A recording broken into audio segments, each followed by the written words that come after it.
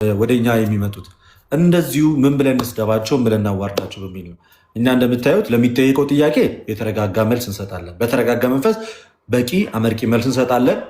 እኛ ደግሞ መልሰ እነሱ ስንጠይቃቸው ደግሞ እጅግ በጣም ኮንክሪት የሆኑ ዶክመንቶችን እያወጣን ነው የምናሳያቸው የምንሰጣቸውም ሀሳብ ስንሰጣቸው እና ከዛ አንጻር እንዳትረሱት። ሌላኛው እኛ ሾርት ሚሞሪያሞች አይደለንም። ዮናስ ጴንጤ ነው እንዳትረሱ እሱን።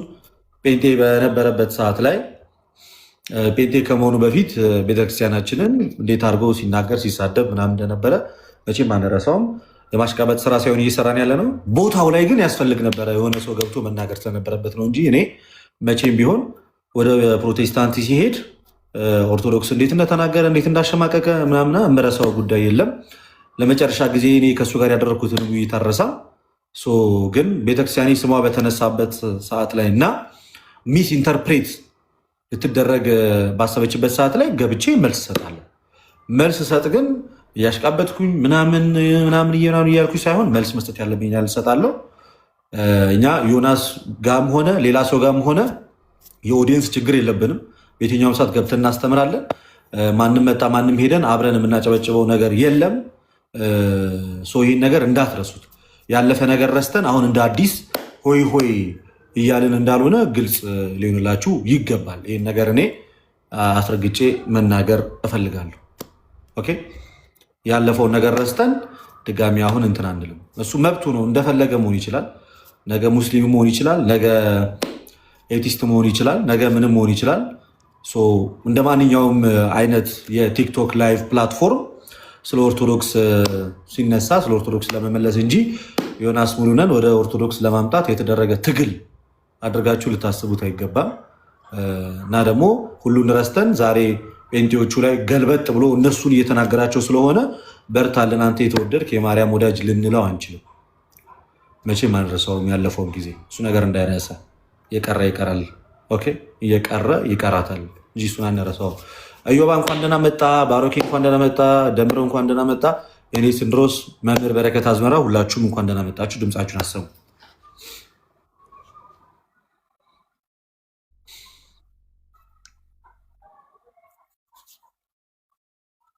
ልደትዬ ፕሮግራም እንዴት አደርግ? ሰላም ብለናል።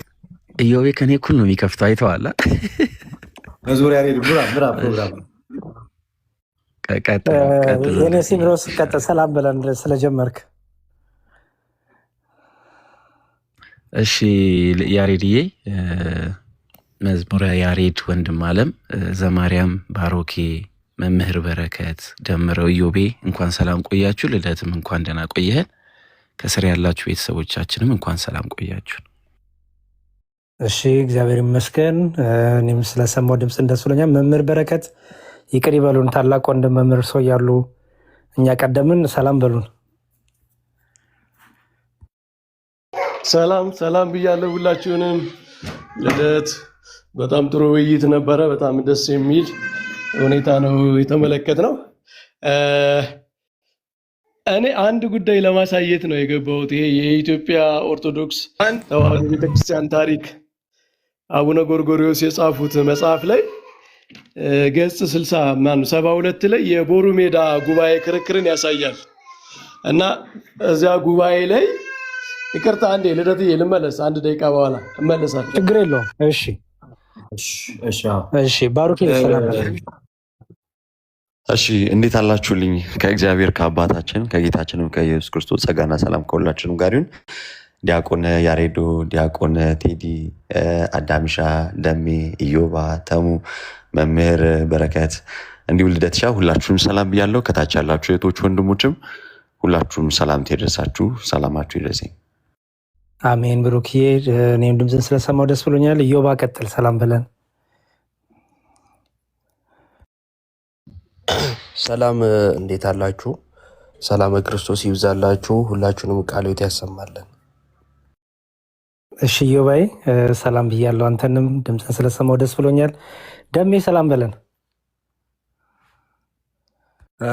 ሰላም ብያለሁ ሁላችሁንም። እንዴት ናችሁ? እግዚአብሔር ይመስገን። ያሬዶ ስላየው ደስ ብሎኛል። እዚህ ያላችሁ ወንድሞች ሁላችሁንም፣ ዘማርያም፣ ሴንትሮስ፣ ባሮክ፣ ኢዮባ፣ በረከት፣ ተመስገን ሁላችሁንም ሰላም ብያለው። ትንሽ እኔ አንድ ሀሳብ መስጠት የምችለው ምንድን ነው፣ ይቅርታ አድርግልኝና እንግዲህ ስለ ዮኒ ማኛ ነው የኔ አመለካከት። የልደት አመለካከት ተናግሯል፣ ትክክል ነው። ቤተክርስቲያን በዛ ልክ ተናግሯል። እኛ አዝነናል፣ ልባችን ወድቆ ነበረ በጣም በሚያስገርም ሁኔታ። ነገር ግን ዛሬ ላይ ያንን ነገር ይቅርታ ብሎ ልጁ ይቅርታ ጠይቋል። ቤተክርስቲያን የማይገባትን ነገር ተናግሬያለሁ ብሎ ተናግሯል። አሁን የዛሬ ዓመት የነበረው ዮኒ ማኛና ዛሬ የነበረው ዮኒ ማኛ አንድ አይደለም። በጣም በሚያስገርም ሁኔታ በቃ ሰዎች ከሚነግሩት ነገር የተነሳ የእግዚአብሔር ቃል ነገር እየተረዳ ቤተክርስቲያንን እያውቃት እየመጣ ነው እና ዮኒ ማኛ ላይ አሁን የቤተክርስቲያን ጥላቻ አለበት ብዬ እኔ በተአምር አልናገርም። እሱም ከዚህ በኋላ እንደዚህ የቤተክርስቲያን ጥላቻ ይኖርበታል ብዬ አይደለም። ምክንያቱም ከሚሰማው ትምህርት አኳያ ማለት ነው። ግን ከዛ በፊት ያደረጋቸው ስድቦች ይቅርታ ጠይቋል። ከይቅርታ በላይ ምን አለ? ደሜ እሱን አሁን ይኸውልህ ይቅርታ ጠይቋል አልጠየቀም ምናምን እሱ እኛ የሚመለከትን ነገር አይደለም። እና ከዛሬ ፕሮቴስታንት ከመሆኑ በፊትም እኮ ኦርቶዶክስን በቃ አሁን አናብራራም። የኔ ንግግር ይበቃል። እዛ ላይ አንተ መልስ መስጠት አይጠበቅብን። እኔ የተናገርኩት ንግግር ማርክ አድርገህ እሱን ብቻ ያዘው። ራስ ላይፍ ስትከፍት በራስ ቤት ታብራራለህ። ምንም አንፈልግም። ዊ ዶንት ኒድ ኤኒ ኤክስፕላኔሽን። ይቅርታ ጠይቃ አልጠየቀ አይመለከተንም። እዚህ ሚዲያ ላይ በቆየንበት ባለፉት 4 እና 3 ዓመታቶች ውስጥ ግን እዛና እዚህ እያለ እዛ የእነሱን ይቅርታ ይጠይቃል፣ እኛ ጋር ሲመጣ እኛን ይቅርታ ይጠይቃል። ኢትስ ኦኬ። እኛ አሁን ምንም እሱ አጀንዳችንም አይደለም ጉዳያችንም አይደለም። ምንም ችግር የለውም። ከመጣ እናስገባዋለን። ግን የማሽቃበጥም ሆነ ምናምን አሁን እኮ እንደዚህ ብሎናል ምናምን ነገር ብለን የምናልፈው ለማቀራረብ ምናምን የምንለው ነገር የለም። እሱ ምንም ችግር የለውም፣ ይቅር። እኔ በተናገርኩት ንግግር እሱን እንደ መዝጊያ ንግግር አድርጋችሁ ያዙት። አሁን ወደ ርዕሰ ጉዳያችን እና ወደ መጣንበት ዓላማ እንሄዳለን። ከዛ በፊት አንድ መልእክት ብቻ ላስተላልፍ።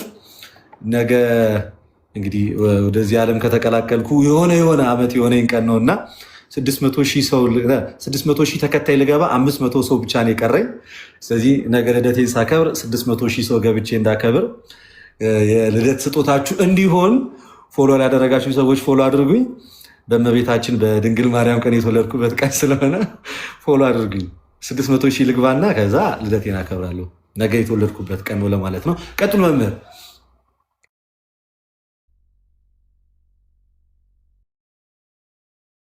መምህር ሚዩት ላይ ኖት። መምህር በረከት እሺ። ልደት ይሄ የኢትዮጵያ ቤተክርስቲያን ታሪክ አቡነ ጎርጎርዮስ የጻፉት ገጽ 72 ላይ ከቅባትና በጸጋ መካከል በነበረው ክርክር የቦሩ ሜዳ ጉባኤ አይነት የተነገረ ነው እና አንድ ሰው ተአምረ ማርያምን ይጠቅሳል ለዶክትሪን ማለት ነው። የኢትዮጵያ ቤተክርስቲያን ታሪክ በዓለም መድረክ ነው። አንድ አለቃ ስነ ጊዮርጊስ የሚባል ሰው ተአምረ ማርያምን ሲጠቅስ የተመለሰለትን መልስ ነው። ከምታስተምረው ከአራቱ ጉባኤ አጣህና ስለ ሃይማኖት ተአምረ ማርያምን ትጠቅሳለህን ብለው ነው የመለሱለት እና ማስረጃውም ተቀባይነት ሳያገኝ ነው የቀረ። ማለት አሁን ገድላት ተአምራት ለቤተክርስቲያን ያላቸውን አገልግሎት ጥቅም የምንክድ አይደለንም። ግን ሃይማኖታዊ የሆኑ ክርክሮች ሲነሱ የሊቃውንት መልስ፣ የነገስታቱን መልስ፣ ጉባኤያትን ሲዳኙ የነበሩ ሰዎች ከምታስተምረው ከአራቱ ጉባኤ ከተሰራላቸው ትርጓሜ ከሚሰጥባቸው ቤተክርስቲያን ያንን አስተምራ መምህራን ብላ ከምታስመረቅባቸው ትምህርት ቤቶች ማስረጃ ተአምረ ማርያም ላይ ከጠቀስክ ትክክል አይደለም ነው እና ይህንን አርጊመንት ብዙ ጊዜ ፕሮቴስታንቶች አሁን ቅድም ኤፍሬም ሲል እንደነበረው ተአምራት ላይ ገድላት ላይ ብዙ ስራ ስለሰሩ እኛ ሸሽተን ምናምን የፈጠርነው አዲስ አርጊመንት አይደለም። ይሄ የተደረገው ከ200 ምናምን ዓመት በፊት ነው አይደለ? ቦሩ ሜዳ ጉባኤ እና እዛም በፊት የነበረ ፕሪንሲፕል ነው፣ መርህ ነው። ሃይማኖታዊ የሆነው ነገር መጀመሪያ ማስረጃ ሊመጣለት የሚገባው ከአራቱ ጉባኤ በጉባኤ ቤት ትምህርት ከሚሰጥበት ከአዲስ ኪዳን ከብሉይ ኪዳን ከሊቃውንት መጽሐፍ በጉባኤ ቤት ከሚሰጡ የትርጓሜ ትምህርት ቤቶች ነው የሚለውን ይሄ የቤተ ክርስቲያን ፕሪንሲፕል ነው፣ የቀደመም ነው፣ አሁን የመጣ አይደለም የሚለውን ለማሳየት ነው። ልደት ግን አንተም ጥሩ ከኢትዮጵያ ቤተክርስቲያን እምነት ስርዓት አምልኮና ውጭ ግንኙነት የሚለው መጽሐፍም በቂ የሆነ ፕሪንሲፕል መርህ አሳይታል። ይህንን ለማሳየት እግዚአብሔር ያክብርልን መምህር፣ ከልብ እናመሰግናለን። ድምፃቸውን ያላሰሟለ ተመስገን፣ እንኳን ደህና መጣ። ተሜ ይሰማል? ኦኬ ሲሰማሃለሁ በለን። ዘማርያም አለ? ዲያቆን ዘማርያም ናቸው ቀጥለዋል። እሺ በድጋሚ እንደምን አረፈዳችሁላችሁ። ያው ግሩም የሆነ ትንተና ተሰጥተዋል። ግን አሁን እንደው ቀጥታ ወደ መልሱ እንደውም ከመሄዳችን በፊት አንድ በጣም መሰረታዊ ጉዳይ ማንሳት እንችላለን። አሁን እነሱ ያሳሰባቸው እሁድና ሐሙስና እሁድ እባብ የገደለ በሚለው ኃጢአቱ ይሰረይለታል ስለሚል በቤተ ክርስቲያናችን አሁን ሁሉም ክርስቲያን ወይ ዛሬ እኮ ሐሙስ ነው በእናትህ እባብ ሳልገድል እኮ አልኩኝ እያለን ያለ ሪል መሬት ላይ ያለውን ስንነጋገር እውነት እነጋገር። መቼም ቅድም ኤፍሬም ባለ ጊዜ አንድ ነገር መስክሯል። ኦርቶዶክስ ቤተክርስቲያን መሰረቷ ወንጌል እውነተኛ አስተምሮ እንዳላት አምናለሁ ብሏል። ያው ለመናገር የፈለገው ኋላ ግን የተጨመረ ነገር አለ ነው። ያው መከረኛ ዘርዓ ያዕቆብ ሊጠቀስ ነው። ግን እስቲ እውነት ለመናገር ዛሬ እሁድ ተነስቼ ሳላስቀድስ ስጋ ወደሙ ሳልቀበል ነው የምንለው? ሪል መሬት ላይ ያለችው ኦርቶዶክስ ወይ ዛሬ እባብ ሳልገድል ገድል ላይ እኮ ገድለ ተክለ ሃይማኖት ላይ እኮ እባብ የገደለ ይሰረይለታል ስለሚል እባብ ሳልገድል ዋልኩኝ ነው የሚል። እውነት እንደዛ ነው የምንለው? ሰባኪያንስ ቤተክርስቲያን ላይ ቆመው ሐሙስ ቀንስ ጸሎት ሐሙስ አለ ለምሳሌ ቤተክርስቲያናችን። እንደውም በሰሙነ ሕማማት ላይ ቅዳሴ ከሚቀደስባቸው ዕለት አንዱ ሐሙስ ነው። እንግዲህ ምዕመናን ዛሬ ስጋ ወደሙ አይደለም መቀበል ያለባችሁ። ስጋ ወደሙ ብትቀበሉም ችግር የለውም፣ ባትቀበሉ እባብ ገድላችኋል ግን ዛሬ ወይስ እባብ የገደለ እጅ አውጡ ነው የምንባለው? አሁን ሪል መሬት ላይ ያለችው ናት ወይ? እውነት ስንነጋገር ማለት ነው። ወደ መልሱ ሳንሄድ ነው። እውነት እናንተ እንደምትሉት እንውሰደውና ሐሙስና እሁድ ቀን እባብ የገደለ በሚለው ሴንስ እንውሰደውና ቤተክርስቲያናችን ያውደ ምሕረቷ ትምህርትም ሆነ ምዕመኑ ራሱ አባ ይፍቱኝ ዛሬ እባብ ገድያለሁ ነው የሚሉት? አይደለም። ያው ድርቅና ካልያዝን በስተቀር አይደለም። መሰረታዊ ጉዳይ እሱ ነው። አሁን እንደው ለማስጨበጥ ያክል ነው። እንደው ወደ መሬት ስንወስድ መሬቷ ላይ ያለችው ኦርቶዶክስ ስለሚሉን ማለት ነው። መሬት ያለችው እቺ ናት። ደብረ ሊባኖስም እንሂድ። ደብረ ሊባኖስስ ብንሄድ እዛ ያለው ቤተክርስቲያናችን ትምህርት ዛሬ ነሐሴ 24 ነው የዋለው እሁድ ቀን ነው። ዛሬ ታኅሳስ 24 ነው የዋለው ሐሙስ ቀን ነው። ስለዚህ ምዕመናን እዚህ ከማስቀደሳችሁ የተክልዬን ያለበት ስባራ አጽሙ ያለበት ያረፈበት ቅዱስ ስፍራ እዚህ ደብረ ሊባኖስ ከመጣችሁ በፊት ዛሬ እዚህ ቦታ ላይ እባብ ገድላችኋል ሳልገደላችሁ ነው የሚሏቸው? አይደለም። ስንት ጊዜ ደብረ ሊባኖስ ሄደናል። ስንት ጊዜ ቃል እግዚአብሔር ሰምተናል። በዕለቱ የነበረውን ቅዳሴ አልሰማንም። በዕለቱ የነበረውን ስጋ ወደሙ አልተቀበልንም። እዛው ደብረ ሊባኖስ ቤተክርስቲያን ላይ ከዛ አንጻር መታየት ይችል ነበር። በአጭሩ ወደ መልሱ እንኳን ሳንገባ ማለት ወደ ፕራክቲካል ነገሩ ስንገባ ማየት እንችላለን። ግን ደግሞ እስቲ ደግሞ ቅድም ወንድሞቻችን እንዳሳዩት እስቲ ገድለ ተክለ ሃይማኖት ደግሞ አቡነ ተክለ ሃይማኖት ሰዎችን ሲያስጠምቁ ምን ያደረጉ ነበረ? ምን ነበረ ትኩረታቸው የሚለውን ነገር እንመልከተው ነው። ለምሳሌ እዚህ አቡነ ተክለ ሃይማኖት ገድል ላይ አንድ ሁለት ጥቅሶችን ላሳይና ለማየት ለንጽጽር እንዲያመችን ማለት ነው። እሺ እዚህ ምዕራፍ 30 ላይ እዚህ ገድለ ተክለ ሃይማኖት ምዕራፍ 30 ላይ እንዲህ ይላል። ቁጥር 30 ላይ አባታችን ተክለ ሃይማኖትም ልጆቼ ኑ ተከተሉኝ፣ ምሰሉኝ፣ እናንተን በፈጠረ በእግዚአብሔርም እመኑ አላችሁ። አሁን ገድለ ተክለ ሃይማኖት ነው የሚናገረው። አባታችን ተክለ ሃይማኖትም ልጆቼ ኑ ተከተሉኝ፣ ምሰሉኝ አሉ። ማንን? አቡነ ተክለ ሃይማኖትን መከተል መምሰል ምን ማለት ነው? እናንተን በፈጠረ እግዚአብሔርም እመኑ አላቸው። የፈጠረን ማን ነው? እግዚአብሔር። ከዛ መላው እንደ አንድ ልብ መካሪ እንደ አንድ ቃል ተናጋሪ ሆነው በአንተ አምላክ እናምናለን አሉ። በአንተ እናምናለን እኮ የሚለው በአንተ አምላክ እናምናለን አሉ። ከዛ ምን አለ? እምነት ብቻ በቂ ነው አለ። ሁሉንም በሶስቱ ስም አሳምኖ አጠመቃቸው። ለምን አይረሱትም? ይሄን ለምን አይዘነጉትም? አቡነ ተክለ ሃይማኖት አይ በቃ አመናችሁ፣ በእኔ እኔም መሰላችሁ፣ እግዚአብሔርን አመናችሁ፣ በቂ ነው መቻሉ። የፈጠራችሁን እግዚአብሔር እመኑ ብለው ሁሉም በማን ስም ነው የሚለው?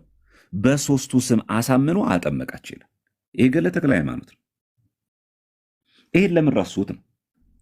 እሺ አሁንም እናንሳ ከክቡር አባታችን እዚህ ምዕራፍ 32 ላይ ተክለ ሃይማኖት ገድል ማለት ነው። ምዕራፍ 32 ቁጥር 2 ላይ ክቡር አባታችን ተክለ ሃይማኖት እነዚህን ሰዎች ለእግዚአብሔር መገዛታቸውን አይቶ የስሙን ማመን በልቦናቸው ያሳደረባቸውን እግዚአብሔርን አመሰገነ ይልና ተነስቶ ልበሉ እዚህ ጋር ተነስቶ ምዕፅ ወደምትባል ወረደ። ውሃውን ባርኮ በአብ በወልድ በመንፈስ ቅዱስም አጠመቃቸው።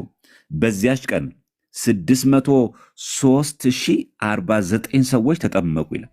እኛ ላይ በገባንበት የሁላችን ቢጨመቅ የሁሉ ሰው አጥመቀናል። እኛ ወንጌል በሰበክንበት ችግር የለም እንደምረው፣ የዩቱንም እንደምረው፣ የአውደ ምሕረቱም እንደምረው። እኛ በእውነት በዚህ ዓመት አስጠምቀናል። በአንድ ቀን ስብከት 603,000 እኮ ነው። 49 ሰዎች ተጠመቁ። ይሄ ገድለ ተክለ ሃይማኖት ነው። ማንሳት እንችላለን። ከእባብ ጋር በተያያዘ ደግሞ የተነሳውን ደግሞ እናንሳ። ለምንድን እባብ የተነሳው የሚለው ቅድም እንደተነሳው በዛ አካባቢ እባብን ያመልኩ ስለነበረ በእባቡ ደግሞ አድሮ ሰይጣን በጣም ክፉ የሆነ ስራን እየሰራ ያ ማለት ጣዖት እያስመለካቸው ግብር እያስገበራቸው በጣም ራሱን እንደ አምላክ እያደረገ እንዲመለክለት ግብር እንዲገበርለት ያደርግ ነበረ። ማን? ዲያብሎስ። ያንን ነው የተቃወሙት። ያን የተቃወሙት አቡነ ተክለ ሃይማኖት እንጂ በቁሙ እባብን አይደለም። ያንን ስራ የሚሰሩ አጋንንት ነበሩ። የእባብ ብቻ አይደለም፣ የተለያዩ አራዊቶችም ነበሩ። ለምሳሌ እንዲህ የሚል ቃል አለ እዚሁ ምዕራፍ 50 ላይ። እዚህ ገድለ ተክለ ሃይማኖት አሁን ማሳያችሁ ምዕራፍ 50 ተመልከቱት፣ ቁጥር 17 ተመልከቱ። እዛ ላይ ቃል በቃል ታያላችሁ። እዚህ ጋር የጎጃሞቹን ፈረሶቻችን እሳት ልብሶቻችን እሳት ሲሆን ማን ይችለናል? በመብረቅም እንመለሳለን አሉ። ይህንንም ሲናገሩ ምሽት በሆነ ጊዜ ሁሉም ከአባታችን ዋሻ ስር ተሰብስበው ክፉ ስራቸውን ጀመሩ። ዋሻ ውስጥ የነበሩትን አራዊቶች ተመልከቱ። አጋንንት ምን ያክል በምን እየተመሰሉ ሰውን ሲፈትኑ እንደነበሩ። እኩሌቶቹ እሳት ከአፋቸው ያናፋሉ፣ እኩሌቶቹ እንደ ጅብ እንደ አንበሳ ይጮሃሉ፣ ከእነርሱም እንደ እባብ የሚያፏጩ አሉ፣ እንደ እንቋሪት እንደ ግርማ ሌሊት የሚጮሁ እንደ ዝንጀሮም የሚጮሁ አሉ ይላል። አጋንንት ምን ያክል አጋንንት ስራ እንደሚሰሩ ተመልከቱ። ያ ማለት በአካባቢው የነበረው ሰው ሲያመልክ የነበረው ባዕድ አምልኮ የሚያሳዩ ይህንን ነው። እባብ ደግሞ እንደምታውቁ በመጽሐፍ ቅዱስ ላይ በቁሙ እባብ አይደለም እኛ ምን ተረጉሞ ክፉ የሆነ የዲያብሎስ ስራ የሚሰሩ ሰዎች አሉ። እንዲህ የሚል ስላለን ማለት ነው። አንድ ሁለት ላሳይ ከዚህ ላይ ማለት ነው። እዚህ ተአምር ላይ እንደውም ተአምረ ተክለ ሃይማኖት ላይ መጨረሻው ክፍል ላይ ተአምር 4 ላይ እንዲህ ይላል። በደብረ ሊባኖስ የሚኖሩ ገዳማውያን ስለ ውሃ መቅዳት ቀድሞ ስርዓት ነበራቸው። ቀድሞ የሄደ በቅድሚያ ውሃ ይቀዳል፣ በኋላም የሄደ እንዳመጣጡ በኋላ ቀርቶ ይሄድ ነበር ይልና ከዕለታትም በአንድ ቀን በኋላ የመጣው በፊት የመጣውን የቅድሚያ ተራውን ወስዶበት ወረፋውን በነጠቀው ጊዜ የቀድሞ አባቶችን ስርዓት ስለምን ታፈርሳለህ? አሁንም ያለ ተራ እንዳትቀዳ በአባታችን በተክለ ሃይማኖት ስም አምልሃለሁ አለው። ሰውየው ግን እምቢ ብሎ ቅድሚያውን ለመያዝ የውሃ መቅጃውን እንስራ በምንጩ አጠገብ አስቀመጠው። በዚያ ጊዜ ሰውየው የጻድቁ ስም ያማለውን መሐላ ባለመስማቱ ከውሃው ጉድጓድ ውስጥ ታላቅ እባብ በቁጣ መላሱን ያውለበለበ ይነክሰው ዘንድ ወጣ። ስለዚህ ልክ አሁን እባብ ሲባል የክፋትን የተንኮልን የዲያብሎስን ብቻ አይደለም፣ ለቁጣም ይታዘዛል። ልክ ኤልሳ አንተ መላጣ ባሉት ጊዜ ድቦች ወጥተው እንደበሉት በሙሴ ጊዜ ነዝር የተባለ እባብ መጥቶ እንደነደፋቸው ለቁጣም ይላካል። ልክ አሁን እባብ ስለኛ ገድለ ተክለ ሃይማኖት ስናገኝ በቃ ያ ዲያብሎስ ብቻ ነው እያልን አይደለም። ዘንዶ ሊያዝ ይችላል፣ አንበሳ ሊያዝ ይችላል። ምክንያቱም ፍጥረት ሁሉ ለእግዚአብሔር ስለሚገዛለት ምንም ጥያቄ የለውም። ኤልሳን በረገሙት ጊዜ ድቦች መጥተው እንደበሏቸው፣ እግዚአብሔርን ባሳዘኑት ጊዜ እባብ መጥቶ እንደነደፋቸው ይታዘዛል። ለቁጣ ይታዘዛሉ ምንም ስለማይደረግ። ግን መሰረታዊ ግን ሐሳቡ ሐሙስና እሁድ ቀን እባብ የገደለ ማለት በሰዓቱ እዛ የነበሩ ሰዎች ዘንዶውን እያመለኩ እባብን እያመለኩ ሲገብሩ እንዳውም ግደሉት፣ አምላክ እንዳይመስላችሁ፣ ፈጣሪ እንዳይመስላችሁ እናንተ የምትገብሩለት ተራ እንስሳ ነው፣ ግደሉት በቃ ማለት ነው። መግደል ሲባል ደግሞ በእኛ መግደል ስንል እንግዲህ ያው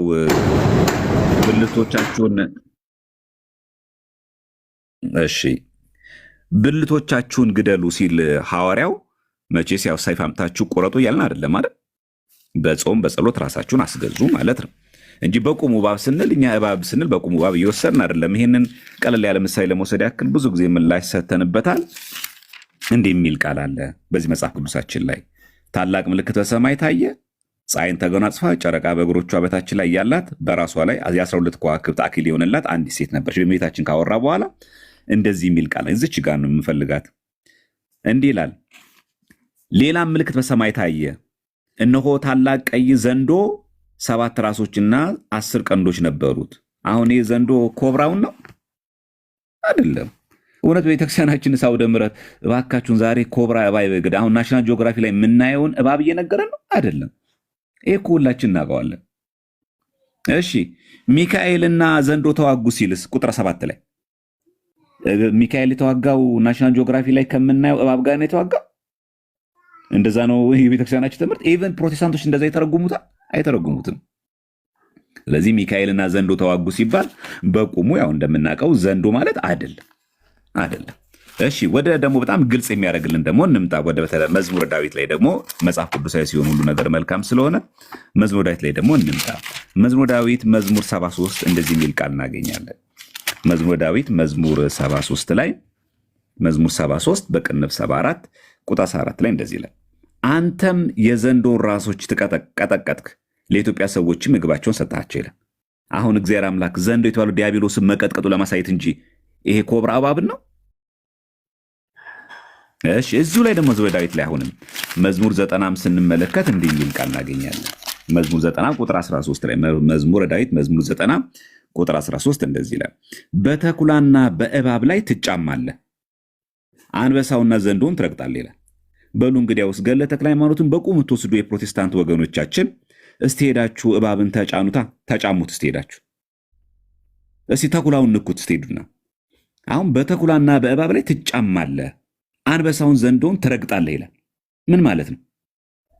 ተኩላ የተባለው ማን ነው? እባብ የተባለው ማን ነው? ቀላል ነው። እና አንበሳውንና ዘንዶውን ትረግጣለህ ይላል። ያ ማለት አሁን አንበሳ ሄደን እንረግጣለን? ምን ማለታችን ነው? ትርጓሜው ምንድን ነው?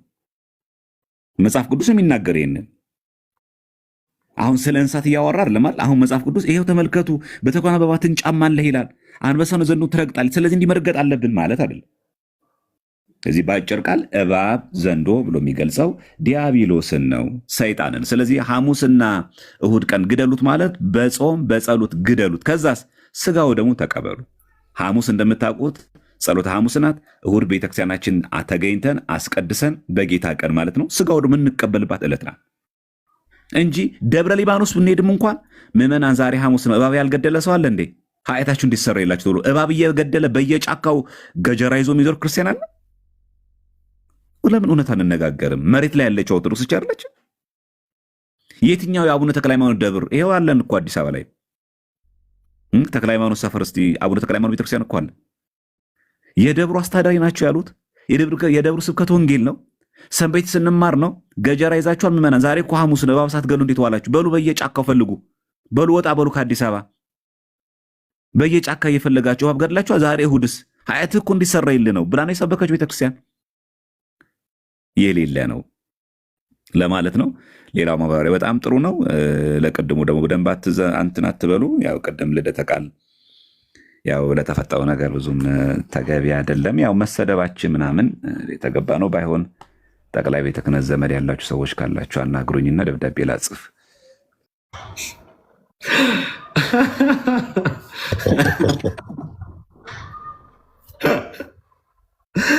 ቃል ያሰማል። አዎ ደብዳቤ አምጣ። ልክ ምን ትዝ እንዳይታወቅ ወላጅ አምጣ የተባለውን አይነት ትምህርት ቤት እንደዛ ነው ትዝ ያለኝና አይሁን ብቻ። እዮብ ትናንት የነገርኩህ ነበር ቪዲዮ ቫይራል ይሆናል እያልኩ አንተ ቃል አወጣው ሆነ ይሆናል አላልኩም? እያየሁት ነበር እዮብ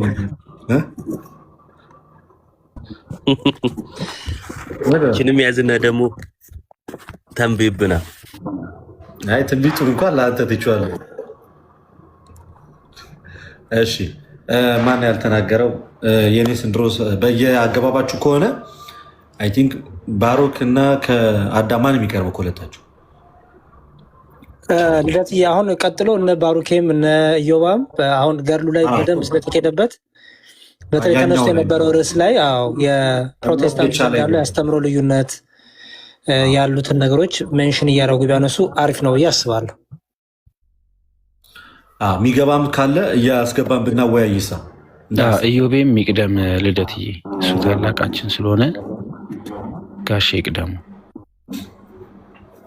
ባሮክ እንግዲህ አንድ ሰው ላስገባና ጴንጤ ካለ ላወያያቸው አይደል? ሀሳብ ልደትሻ በሰፊው ቃልት ያሰማልን። በዚህ ዲያቆን ቴዲም ያሬዶም ሁላችሁም በደንብ ሄደውበታል። መምህር በረከትም እና አስቀድሞ በተነሳው እንትን ላይ ግን አንድ ብቻ ሀሳብ ቅድም ያሬዶም በደንብ ብሎታል። ከጥምቀት ጋር ለማነጻጸር የሄደበት ርቀት ነበረ። አንተ በጥምቀት ነው ኃጢአት ስርየት የሚገኘው ትለኛለህ፣ ያው እዚህ ጋር ብሎ ሊያነጻጽር ፈልጎ ነበር። ግን እነዛ ክርስቲያኖች ተብሎ ነው ሜንሽን የተደረገው። ራሱ ክርስቲያን ሲሆን ራሱ ተጠምቋል። ያ ሰው አምኖ ለአዲስ ልደት የሚሆነውን ጥምቀትን ደግሞ ምን ብሏል? የተጠመቀ ክርስቲያን ነው። ስለዚህ ለኤፍሬም ንጽጽር ራሱ የሚበቃ አይደለም ማለት ነው። አስቀድሞ ጌታ በዕለተ ዓርብ የሰራለትን ስራ ያንን ለኃጢአቱ የፈሰሰለትን ደም በምን ገንዘብ አድርጎታል? አምኖ ሲጠመቅ ከሞትና ከትንሣኤው ጋር ሲተባበር ያንን ገንዘብ አድርጎታል። ስለዚህ ኤፍሬም እዛ ጋር ያነሳው ስራ ራሱ ወይም ደግሞ የተናገረው ንግግር ትክክል አይደለም ማለት ነው። እና ቃልት ያሰማልን። በደንብ ሄደውበታል እንዳልከው ቢገቡና ፕሮቴስታንቶች ሞር በጥያቄና መልስ በደንብ እዚህ ላለውን ማህበረሰብ ግልጽ ስለሚሆን በታስገባ አሪፍ ነው ብዬ አስባለሁ። ለተሻይ ቃልት ያሰማልን ሁላችሁንም። እሺ ቃልት ያሰማልን። ባሮኬ አዳም ኢዮብን አስቀድሞ ስላለኝ ያስቀድም ያለው ኢዮብ ሀሳብ የምትሰጠው ካለ እስከዛ ጴንጤዎች ካላችሁ በእምነት ብቻ ይዳናል ስትሉ ይሄ ትምህርታችሁ ኢ መጽሐፍ ቅዱሳዊ ነው። በመካከላችሁም ራሱ የሰማይና የምድር ያህል ልዩነት አለ። ከቻላችሁ ለኤፍሬም ባለጊዜም ሼር አድርጉለት። እምነቱን ዲፌንድ ማድረግ ይችላል። ኤፍሬም ባለጊዜንም ኤርሚያስንም የትኛውንም ሰው ሼር ልታደርጉላቸው ትችላላችሁ። መጥተው እዚህ መወያየት ይችላሉ። ጴንጤዎች ካላችሁ አስገባለሁ። እስከዛ ድረስ የሆነ የምትለው ነገር ካለ ጴንጤዎች ሪኩዌስት እስኪልኩ ድረስ ያው አስቀድሞ ቃልዎት ያሰማልን። እግዚአብሔር ይስጥልን ለሁላችሁም። ያው ቀለሜ እንትን ማነው ኤርሚያስ ከመጣ በኋላ ምናምን ያለው ላይ አንድ ነገር ልበልና በገድሉ ዙሪያ ስለተባለ ኤርሚያስ ከመጣ በኋላ ነው የገድላት የሃይማኖት መከራከሪያ አይደሉም የተባለው የሚል ነገር አንስቷልና እኔ እድሜውን በጣም ይሰቅልበታል። እሱ ወጣት ነኝ እያለ እንግዲህ አስበው የቤተክርስቲያን ታሪክ በተጻፈበት ዘመን እሱ የነበረ ከሆነ ይሄ ሰውዬ ወደ መጃጀቱ ሄዷል እንደማለት ነው። ብዙ ሌሎች ማስረጃዎችም አሉ። ሰውዬው ያረጃል፣ ከባድ ነው እና ኩካ ሃይማኖት የመሰሉ መጽሐፈ ሚስጥርም ላይ እንደዚሁ ለሃይማኖት መከራከሪያነት ከመጽሐፍ ቅዱስ ከብሉይ ከአዲስ እንዲሁም ደግሞ ከሊቃውንት መጽሐፍ ሃይማኖት አበው ማለት ነው እንደምንጠቀም ገድላትና ድርሳናት ደግሞ ለህይወት እንደምንጠቀማቸው ቅዱሳኑን አይተን ተመልክተን በህይወት እንድንመስላቸው እንደሚረዱ እንደሚያግዙን ለበረከት እንደምንጠቀማቸው በግልጽ የተጻፈ ማስረጃ አለን ማለት ነው። አንዱ እሱ ነው። ሁለተኛ መጽሐፉን ይዞ ሲመጣ ልክ እንደዛው ቤተክርስቲያን ስለ መጽሐፉ ለሃይማኖት መከራከሪያ ይሆናል ብላ ያብራራችበትንም አብሮ ማምጣት አለበት። በድርቅና አይ በቃ ነገረ ድነት ስላለበት እንዲህ ይሆናል ብሎ ይደመድማል። ማን ደምዳሜ ያደረገ? ከቤተክርስቲያን ውጭ ያለ ሰው ለኛ ሊደመድምልን አይችልም። እንዲህ ነው ብሎ ድምዳሜ ሰጥቶ ያ ምንድነው ስትሮማን ፋላሲ ነው።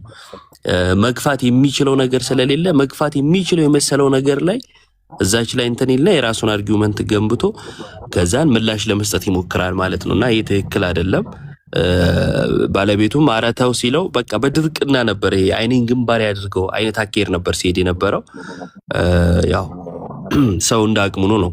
ሁለተኛው ወደ መሰረታዊ ነገር ወደ ልዩነታቸው ስንሄድ ትራዲሽን ነው እንጂ ልዩነት የለንም የሚል ነገር ተጠቅሞ ነበርና እንዴት ነው ቃላት አጠቃቀም ላይ ትምህርት ላይ እንዴት ነው ሰው ጥምቀት በትራዲሽን ውስጥ ያለ ግን ደግሞ ዶግማ የሆነ ትምህርት ነው። ዶግማ የሆነ ትምህርት ነው አለው። ከአባቶች የተቀበልነው ትምህርት አለው፣ ግን ደግሞ ዶግማ ነው። ያ መሆኑን እኛ ጋር አይደለም የምናሳየው። እዛው በመካነ ኢየሱስ የእምነት መግለጫ ላይ ጥምቀትን የማይቀበሉትን ከአጋንንት ጋር እያነጻጸረ ነው የሚጽፈው። ምክንያቱስ መሰረታዊ ስለሆነ። ከዛስ ጥምቀትን ለድነት የማይሉትን አይድኑም ብሎ ነው የሚዘጋው ማለት ነው። ድነትን የማያገኙ አድርጎ ነው የሚዘጋው። መሰረታዊ ስለሆነ ነው ማለት ነው። ከኛ አንጻር ብቻ ሳይሆን ከራሳቸው አንጻር ስንመለከተው ይሄ መሰረታዊ ትምህርት ነው። እነማጋ መካነ ኢየሱስ ጋር እሱ ግን ስለሚለይ አንድነን ለማለት እኔ በጣም ነው የሚያስቀኝ። የነሱ ልዩነት ሲወራ እኛ ጋር መጥቶ የማብቃት ነገር አለ። ይሁን እኛ ጋር ልዩነት ቢኖር እነሱን አንድ ያረጋቸዋል እንዴ? አያረግም። መጀመሪያ የራስን ጨርስ። ፕላስ ደግሞ እኛ ጋር ከመጽሐፍት ተጠቅሶ ከሌ ሚለው መጽሐፍ ላይ ልዩነት አለ የሚል ምንም ማስረጃ ማምጣት አይቻልም። ሰዎችን ማምጣት ከተቻለ ሰዎች በተረዱት መልኩ ሊያብራሩ ይችላሉ። መረዳታቸው ላይ ስህተት ሊኖር ይችላል። ቤተክርስቲያንን ተሳሳች ያደርጋታል? አያደርጋትም። ሰውየው ይታረማል። በምን? በቤተክርስቲያን ትምህርት። ይሄ ከነሱ የሚለየን ነው። ምን ማለት ነው መሰላችሁ? እነሱ ጋር ለምሳሌ አንድ ሰው ተነስቶ ጌታ ኢየሱስ ከድንግል ማርያም ስጋን አልነሳም ብሎ ሊያምን ይችላል። ስጋ ነስቷል ብሎ የሚያምንም ይኖራል። ስጋ አልነሳም የሚለውን የሚመልሱበት ምንም አይነት መሰረት የላቸውም። ስለዚህ ተቻችለው ይኖራሉ። አንተም በሃይማኖት እኔም በሃይማኖቴ አይነት ማለት ነው። በዘፋኝ ጥቅስ የሚመሩ ሰዎች እኮ ናቸው። ያው በግልጽ ቋንቋ ለመናገር አንተም በሃይማኖቴ እኔም በሃይማኖቴ የሚለው የዘፋኝ ጥቅስ ነው እና በሱ የሚመሩ ሰዎች ናቸው። ባጭሩ ብዙ ትምህርቶቻቸው እንደዚህ ስለሆኑ ማለት ነው። ቅድም ያልታየ የሙሉ ወንጌልን አሳይቷል። ልደት የመካነ ኢየሱስን አሳይቷል። የኤምኬሲ ላሳያችሁ ነኝ። መሰረተ ክርስቶስ ማለት ነው። ምን ብላ ነው የምታምነው በጥምቀት ላይ የሚለውን እችን ነገር ላሳያችሁና አይታይም? ይታያል። ዙም የምታረገው አሁን ይታያል? ራቅ ብሏል ግን። እሺ እኔ ላንብብላችሁ የውሃ ጥምቀት የሚለውን። ጥምቀት አንድ ሰው ከኃጢአቱ ንስሐ ገብቶ ኢየሱስ ክርስቶስን በእምነት እንደ ግል አዳኙና ጌታው አድርጎ በመቀበል ድህነትን ካገኘ በኋላ ከክርስቶስ ሞትና ትንሣኤ ጋር መተባበሩን፣ ጌታን ሊከተል መወሰኑን እና ከቅዱሳን ጋር ህብረት ማድረጉን በሚታይ መልኩ ለመግለጽ በአብ በወልድ በመንፈስ ቅዱስ ስም በውሃ ውስጥ በመጥለቅ የሚከናወን የቤተ ክርስቲያን አባልነትን የሚያስገኝ ቅዱስ ስርዓት መሆኑን ታምናለች፣ ታከናውናለች ይላል። ቀደም የተነበበው ይሄኛው ደግሞ ማለት ነው የሙሉ ወንጌል ላይ ደግሞ አባልነትን አያስገኝም፣ የተለየ ጸጋና በረከትም የለውም ነው የሚለው። ያኛውስ አባልነትን ያስገኛል። ምን ማለት ነው አባል መሆን ማለት? የቤተ ክርስቲያን አባል መሆን ማለት ምን ማለት ነው? ጌታ ኢየሱስ ክርስቶስ በማቴዎስ ወንጌል ምዕራፍ 28 ቁጥር 19 ላይ አሕዛብን ሁሉ በአብ በወልድ በመንፈስ ቅዱስ ስም እና የሚል አለበት እያጠመቃችሁ ደቀ መዛሙርቴ አድርጓቸው አለ። ምን አድርጓቸው ማለት ነው? የኔ አድርጓቸው ማለት ነው። በሌላ ስፍራ ላይ ደቀ መዛሙርት የሚለውን የኔ ብሎ ስለሚናገረው የኔ አድርጓቸው እያለ ነው። አባልነት ማለት ይሄ ነው። ክርስቶሳዊነት ነው። የክርስቶስ መሆን ማለት ነው አይደል? በክርስቶስ እንሆን ወደ ቤተክርስቲያን የምንጨመረው። ስለዚህ በሌላ አንግል ከመጽሐፍ ቅዱስ አንጻር ካየነው አባል እንሆንበታለን በማለቱ ድህነት እናገኝበታለን ማለቱ ሲሆን፣ ግን ሰው ከዳነ የኃጢአት ስርየትም ካገኘ በኋላ ነው የሚጠመቀው በማለቱ ደግሞ ለድህነት አይደለም የሚለውን ሐሳብ ስለሚያጠናክር ሳይገባቸው ጽፈዋል። ያም ሆነ ግን በሶስቱ መካከል ያለው ልዩነት ግልጽ ነው ማለት ነው። ሶስቱ ቸርቾች እና ምንድን ናቸው ከተባለ እናት ቤተክርስቲያን ብለው የሚጠሯቸው ናቸው አይደለ? መካነ ኢየሱስ፣ ቃለ ሕይወትና መሰረተ ክርስቶስ እናት ቤተክርስቲያን እያሉ የሚጠሩ ናቸው በፕሮቴስታንቱ ዘንድ። እነሱም ጋር በጥምቀት ላይ መሰረታዊ ልዩነት አለ። በጌታ ስጋና ደም ላይ መሰረታዊ ልዩነት አለ። በክርስቶስ መምጣት ላይ ዳግም ምጽአት ላይ ልዩነት አለ። አንዳንዱ ይመላለሳል ነው የሚለው ሎቱ ስብሐት ነው። ይመጣል ይሄዳል፣ ይመጣል ይሄዳል። እንዲህ አይነት እምነት አለ። አንዳንዱ ደግሞ አይ ከዚህ በኋላ ለፍርድ ነው የሚመጣው የሚልም አለ። ልሳን ላይ ልዩነት አለ እንደምታውቁት። በተለይ በካልቪኒስቶቹ ሳይድ አሁን ያለው ልሳን ከአጋንንት ብለው ነው የሚያምኑት። ልክኛ እንደምንለው አሁን ያለው ልሳን ከአጋንንት ነው ብለው ያምናሉ። ግን አንድ ነን ይላሉ። አይ ልዩነታችን ትራዲሽን ነው እንጂ አንድ ነን ይላል። አይደለም። መጽሐፍ ቅዱስ በግልጽ ቋንቋ በክርስቶስ ትምህርት የሌለ ምን የለውም ይላል? አምላክ የለውም ይላል። ስለዚህ ሚዛናችን መጽሐፍ ቅዱስ ከሆነ በክርስቶስ ትምህርት ነው ወይስ አይደለም ነው የምንለው። አዎ በክርስቶስ ትምህርት ነው ከተባለ አምላክ ያለው ነው። እንደሱ ማመን አለብህ ማለት ነው። በክርስቶስ ትምህርት አለ ብለህ ካመንክ። አይ እኔ ማምነው እንደሱ አይደለም ካልክ አንተ ነህ ማለት ነው በክርስቶስ ትምህርት ያለው በአንተ እምነት። እሱ በክርስቶስ ትምህርት የለም። ለምሳሌ ልሳን ላይ አሁን ያለው ልሳን መጽሐፍ ቅዱሳዊ ነው ይላል አይደል ኤፍሬም? ይሄ አራራም ጨራራም እሱ የክርስቶስ ትምህርት ነው። ምክንያቱም እንደዛ ብዬ ማምነው የክርስቶስን ትምህርት ነው ብሎ ስለሚያምን።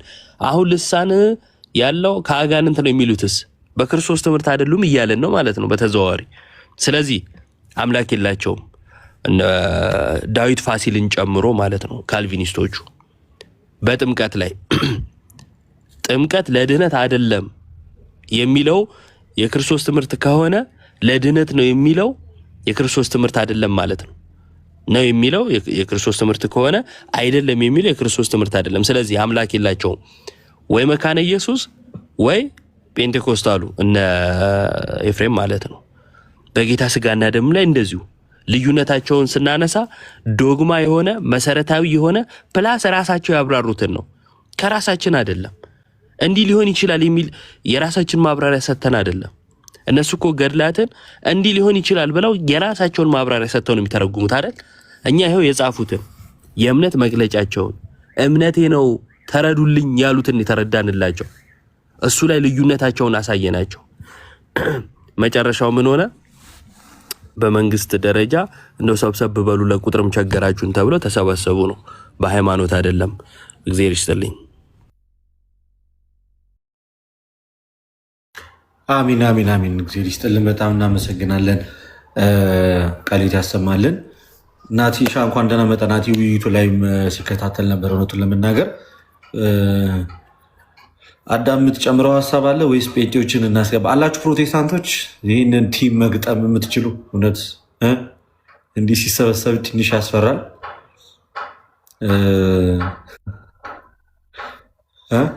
ምን አልከ? ልደትዬ ትንሽዬ ነገር ነው ማለት የምፈልገው። ቅዱስ ጳውሎስን በዚህ በሐዋርያት ሥራ ላይ አይተው ከነበረ ሁሉም ሰብስበውት ይዘውት አስገብተውት ነበረ ለፍርድም ማለት ነው። ጥያቄ ጠይቁት ነበረ።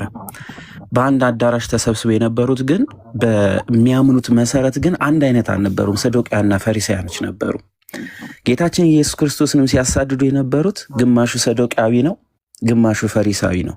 በአቋም አንድ አይደሉም። ሁለቱም የሚጠላሉ የሚገፋፉ ናቸው። ፈሪሳያኖች ትንሣኤ ሙታንን ይቀበላሉ። ሰዶቅያን ደግሞ ከሞት በኋላ ሕይወት አለ ብለው የሚያምኑ አይደሉም።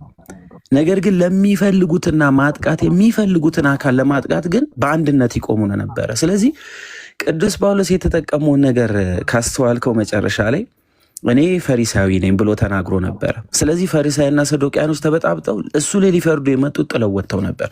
ዛሬ እየተመለከትን ያለነው ልደት አንዲቷ የሆነቿን ቤተክርስቲያን አንዲት የሆነችን የሃይማኖት መሰረት ይዛ የምትመጣውን ቤተክርስቲያን ለመበተን በዚህ ልክ ነው ሰዶቅያንና ፈሪሳውያን አንድ ለት እየሰሩ ያሉት።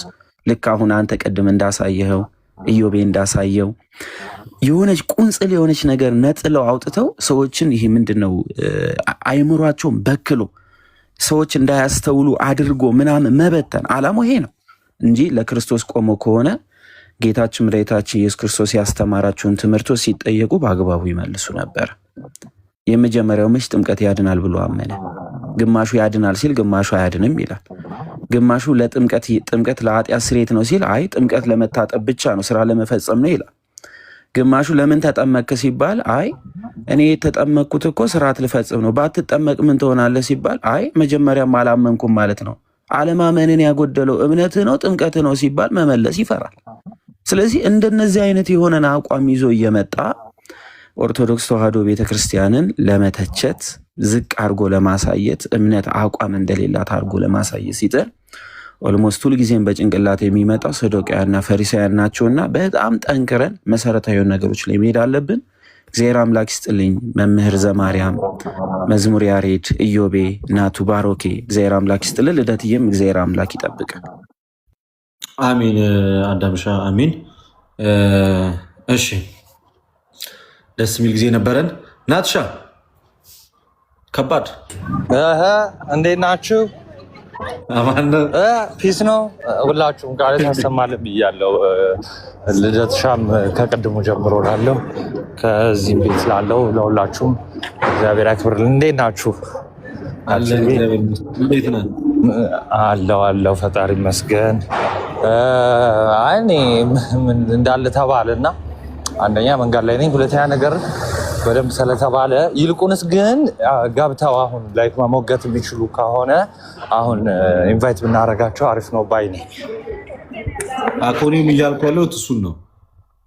መግባት የሚችሉ ካሉ እናስገባቸው እና እሱ ብቻ ሳይሆን ደግሞ አዶን ነው እንግዲህ አንስታችሁት ይሆናል። አሁን በጸጋ ብቻ በሚለው አስተምህሮ ራሱ ቶታል ዲፕራቪቲ የሚባል ትምህርት አለ በካልቪኒስት የምናውቀው። ወይ ደግሞ ሰው ማመን አይችልም። ማን ነው የሰው ልጅ ወድቋል፣ አዎ፣ እና ግን አወዳደቁ ግን ቶታሊ ነው ማመን እስካይችል ድረስ የሚል ትምህርት አለ። ይሄ ትምህርት በነገራችን ላይ በመካነ ኢየሱስና በፔንቴኮስታል ራሱ ይለያያል። ቀደም ሰምተህ ከሆነ ልደትሻ ምን እያለ ነው? ከኛ የሆነ ነገር የለም፣ ኢቭን እምነት ራሱ ስጦታ ነው ያ የሚሉበት አውድ መካነ ኢየሱሶች ወይም ደግሞ ሉትራኖች በአጠቃላይ የሚለይበት እንትን ነው እና ሰው ከማመኑ በፊት ሪጀነሬት አድርጓል የሚልም አስተምህሮ አላቸው፣ ወይ ደግሞ ዳግም ተወልዷል የሚልም አስተምህሮ አላቸው እና ብቻ የሆነ ነገር ክሪስ ስላልሆነልኝ አሁን ካልቪኒስቶቹ መጀመሪያ ሪጀነሬት ሆነ ወይም ቦርናጌን ከሆንክ በኋላ ነው የምታምነው፣ ዳግም ሳትወለድ ማመን አትችልም የሚል እምነት ነው ያላቸው። በቃ ወድቀሃል ኮምፕሊትሊ። የመካነ ኢየሱስ ግን እምነቱን እንድታምን ራሱ ሪጀነሬት ትሆናለህ ነው ወይንስ የማመን ጉልበት ይሰጥህና ከዛ ካመንክ በኋላ በሚስጥራቱ በኩል ሪጀነሬት ትሆናለህ? ነው እነሱ አሁን ሉትራን እያሉ ያሉት ቅድምም ሲናገር ሰምተው ከሆነ ኢፌክቹዋል የሚሆነው ወይም ደግሞ ፍጻሜ የሚያገኘው ይሄ ሪጀነሬት የምንለው መቼ ነው? በጥምቀት ነው የሚሉት። ዳት ሚንስ ከዛ በፊት ነው ማለት ነው ሪጀነሬሽን የሚጀምረው ማለት ነው፣ ወይ ደግሞ ከጥምቀቱ በፊት ማለት ነው። ቶታል ዲፕራቪቲ ሁለቱም ይቀበላሉ። ሁለቱም ይቀበላል ቶታል ዲፕራቪቲ። ግን የካልቪኒስቶቹ ግልጽ ነው፣ ይታወቃል። ኮምፕሊትሊ ወድቋል፣ ማመንም አይችልም። እንዲያምን ራሱ ዳግም መወለድ አለበት የሚል እምነት ነው ያለው የካልቪኒስቶቹ። የነዚህኛዎቹ ጀስቲፊኬሽን ሰውየው ከሆነ ቦንድ ውስጥ ይወጣና ዊሉን አይደለም የሚቀማው። ቶታል ዲፕራቪቲ ሁለንተና ውድቀት፣ ያው ነፃ ፈቃዱንም አጥቷል አይደለም። ነፃ ፈቃዱን ካታ በጀስቲፋይድ ሲሆን ወይ ሲያጸድቀው፣ ያለ ስራው ሲያጸድቀው ኮንቲኒየስሊ አንደኛ ፈቃዱን እንዲያገኝ ያደርገዋል። ከዛ ዊሉን ተጠቅሞ ያምናል። ከዛ በዊሉ ልክ በሚያምን ሰዓት ላይ ደግሞ ኮንቲኒየስሊ ወደ ሳክረመንቶቹ ይገባል አይነት ነገር ነው። ግን እንዲያምን የሚያደርገው ግን በራሱ ፈቃድ ሳይሆን አስቀድሞ እንዲያምን የሚያደርጉ ነገሮች ተሰጥተውት ነው። ያ ትክክል። በራሱ ዋናው ፖይንት አሁን ምንድነው እንዲያምን የሚያደርገው ምንድነው? በራሱ ፈቃድ ሰውየው ማመን የሚችል ሆኖ አይደለም ነው በሁለቱም ሳይድ ያለው ማለት ነው። አሁን ዞሮ ልዩነቱ ምንድነው? ምን ጋር ነው ለየት የሚያደርጉት? አሁን ቅድምም ሲናገር በእነሱ ማስተምረው በሉትራንም ኤፌክቲቭ የሚሆነው በጥምቀት ነው። አሁን ቴምፖራል ወይም ደግሞ ይሄ በጊዜ እንትን ያለ ሳይሆን ኤፌክቲቭ የሚሆነው ምንድነው? በጥምቀት ነው። እየተወራ ያለው ቴምፖራል ስላልሆነ ማለት ነው ብለው ነው የሚያምኑት ማለት ነው። ግን ዞሮ ሁለቱም ቶታል ዲፕራቪቲ፣ ይሄ ካልቪኒስትና ሉትራን ቶታል ዲፕራቪቲን እንደሚቀበሉት ፔንቴኮስታሎች አይቀበሉም። ያ ማለት ኤፍሬም አሉ በዚህ እንኳን የተሻለ ነገር አላቸው ከነሱ አንጻር ሲታይ ማለት ነው። ሰው ማመን ይችላል፣ በቃ ካላመነ በቃ መጽደቅም አይችልም። ስለዚህ ማመን ይችላል ወይ ደግሞ ቶታሊ ዲፕራቭ አልሆነም፣ አልጠፋም ወይ ደግሞ አልወደቀም ብለው ያምናሉ ማለት ነው። እነዚህኞቹ ግን ቶታሊ ነው የሚል አስተምሮ አላቸው። ኦኬ አልሞስት ካልቪኒስቶች እና ሉትራንስ ቶታል ዲፕራቪቲ የሚለው ተመሳሳይ ናቸው። ነፃ ፈቃድ የሚባል ነገር የለም፣ እንድታምን ነው የምትደረገው ነው። ዞሮ ዞሮ ኦልሞስት ያው ነው ያው አስጠሊታ ነገር ነው። እንትን ሲጠቅሱ ራሱ ለምሳሌ ኤፌሶን 2ን ጠቅሰው ሁልጊዜ በጸጋው ድናችኋል ይላል። ይሄው በጸጋው ይላሉ እና ያችን ጥቅስ ራሱ ተርጉም ብትላቸው አንድ ካልቪኒስት ሲተረጉም እና አንድ ፔንቴኮስታል ሲተረጉም የተለያየ ነው።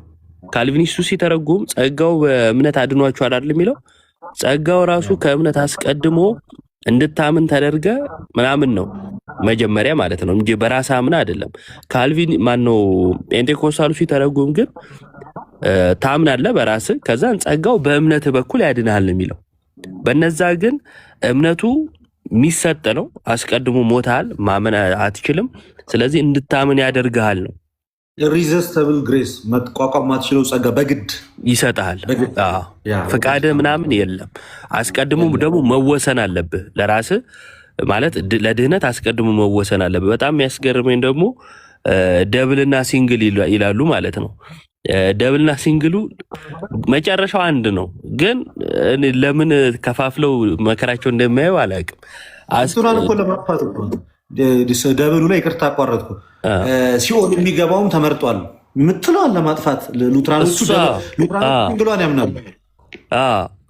ስለሚጨንቃቸው እግዚአብሔር ለሲኦል መረጠ የሚለውን ስለሚጨንቃቸው ሲንግል ያደርጉትና ደብሉ ግን ለሲኦልም ለገነትም እግዚአብሔር አስቀድሞ ወስኗል ነው። እሺ በሲንግሉ ደግሞ ስታየው በቃ ለገነት ወስኗል። ያልተወሰነ የት ነው የሚገባው? ተንጠልጥሎ ነው የሚቀረው። ዞሮ አንድ አይነት ነው። ግን በጣም ቀፋፊ የሆነ ትምህርት ቢኖር ምንድነው የካልቪኒስቶች ትምህርት ነው። እግዚአብሔር አስቀድሞ ለሲኦልና ለገነት ወስኗል ምናምን የሚለው ትንሽ ከበድ ያለ ምንፍቅና ነው። የሚገባ ሰው ካለ እንግዲህ እንቀበላለን። እንደውም እኮ ማለት የካልቪኒስቶች እኮ የሚከፋው እቺ ክብር ለእግዚአብሔር ብቻ የሚለውን እንኳን ሲተነትኑ አንድ ሰው እግዚአብሔር አስቀድሞ ስለመረጠው እንዲድንም ስለፈቀደለት ኢቭን የማመን ጸጋውን ራሱ ቀድሞ ስላደለው ለዛ ብቻ እግዚአብሔርን ያመስግነው። ኢቭን መልካም ልስራ ብለህ እንኳን ካሰብክ ነው የሚሉት ካልቪኒስቶች። መልካም ስራ ልስራ ብለህ ካሰብክ ከእግዚአብሔር ክብር እየቀነስክ ነው። በጣም አደገኛ የሆነ ትምህርት ማለት ነው። አሁን እኛ ያላየናት በተለይ ክብር ለእግዚአብሔር ብቻ የምትለው ቃል በነገራችን የተነትኗት እንዲህ ነው የሚሉ ቃል በቃል ካልቪኒስቶቹ የሚተነትኑት ያን ነው። ጆን ካልቪን የጻፈው አለ ይሄ ኮሚኒተሪውን ማቴዎስ፣ ማርቆስ፣ ሉቃስ ላይ እና ሉቃስ 18ን ሲተረጉም እስከ 9 ባለው ሲተረጉም ቃል በቃል ምንም አይነት ይሁን ነው የሚለው። ምንም ሰው በመዳን ውስጥ የራሱ ሱታፌ አለው ከተባለ ይህ የእግዚአብሔርን ክብር ይሻማል፣ ክብሩን ይቀንሳል ነው የሚሉት። ድርሻ አለው እንዳትል በቃ ሚኮንንም እሱ መጀመሪያ ስለወሰነብህ ነው። በቃ ገነትን ብትገባው አንተ ስለፈቀድክ አይደለም። ስለዚህ ክብር ለእግዚአብሔር ቃል የምትለው ቃል እቺ ናት። አሁን እኛ ፕሮቴስታንቶቹ ፔንቴኮስታሎችን አጣማዋት። አይ ክብር ለእግዚአብሔር ቃል ስንል እኮ የእግዚአብሔርን ክብር እየሰጣችሁ ነው፣ ክብሬን ለፍጥረት ምናምን አልሰጥ የሚለው ጥቅስ እየጠቀሱት ያችኛውን ጥቅስ ወደዛ ይወስዷታል እንጂ የካልቪኒስቶች በጣም በጣም በጣም የከፋ ነው። እንደውም ይላል መሰላችሁ በተለይ ካልቪን ኢንስቲትዩት በተባለው መጽሐፉ ላይ በጣም የሚገርም ንግግሩ ሰው ከእግዚአብሔር ክብር ሳይቀንስ አንዲት ጠብታ እንኳን መልካም ስራ መስራት አይችልም ነው የሚለው። ስለዚህ በእነሱ ዘንድ ራሱ ይሄ ጸጋ ብቻ ሳይሆን መልካም ስራ መስራት ማለት በራሱ ምን ማለት ነው? ከእግዚአብሔር ክብር መቀነስ ነው። ስለዚህ 6ቱን ቃላተ ወንጌል መፈጸም ማለት በተግባር ከእግዚአብሔር ክብር እየቀነስን ነው። ምክንያቱም ማን ፈቀደልህ? አንተም ቀድሞ እግዚአብሔር የወሰነ ማመንም እንኳን አይጠገብም። ያንን መቀበል ነው ያለብህ አንተ። በቃ እንድታምን የሚያደርገህ እሱ ነው፣ እንድትድን የሚያደርገህ እሱ ነው።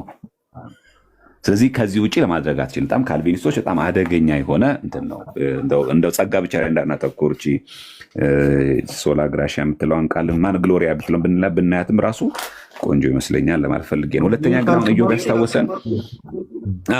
ያስታወሰን አንድ ነገር አለ።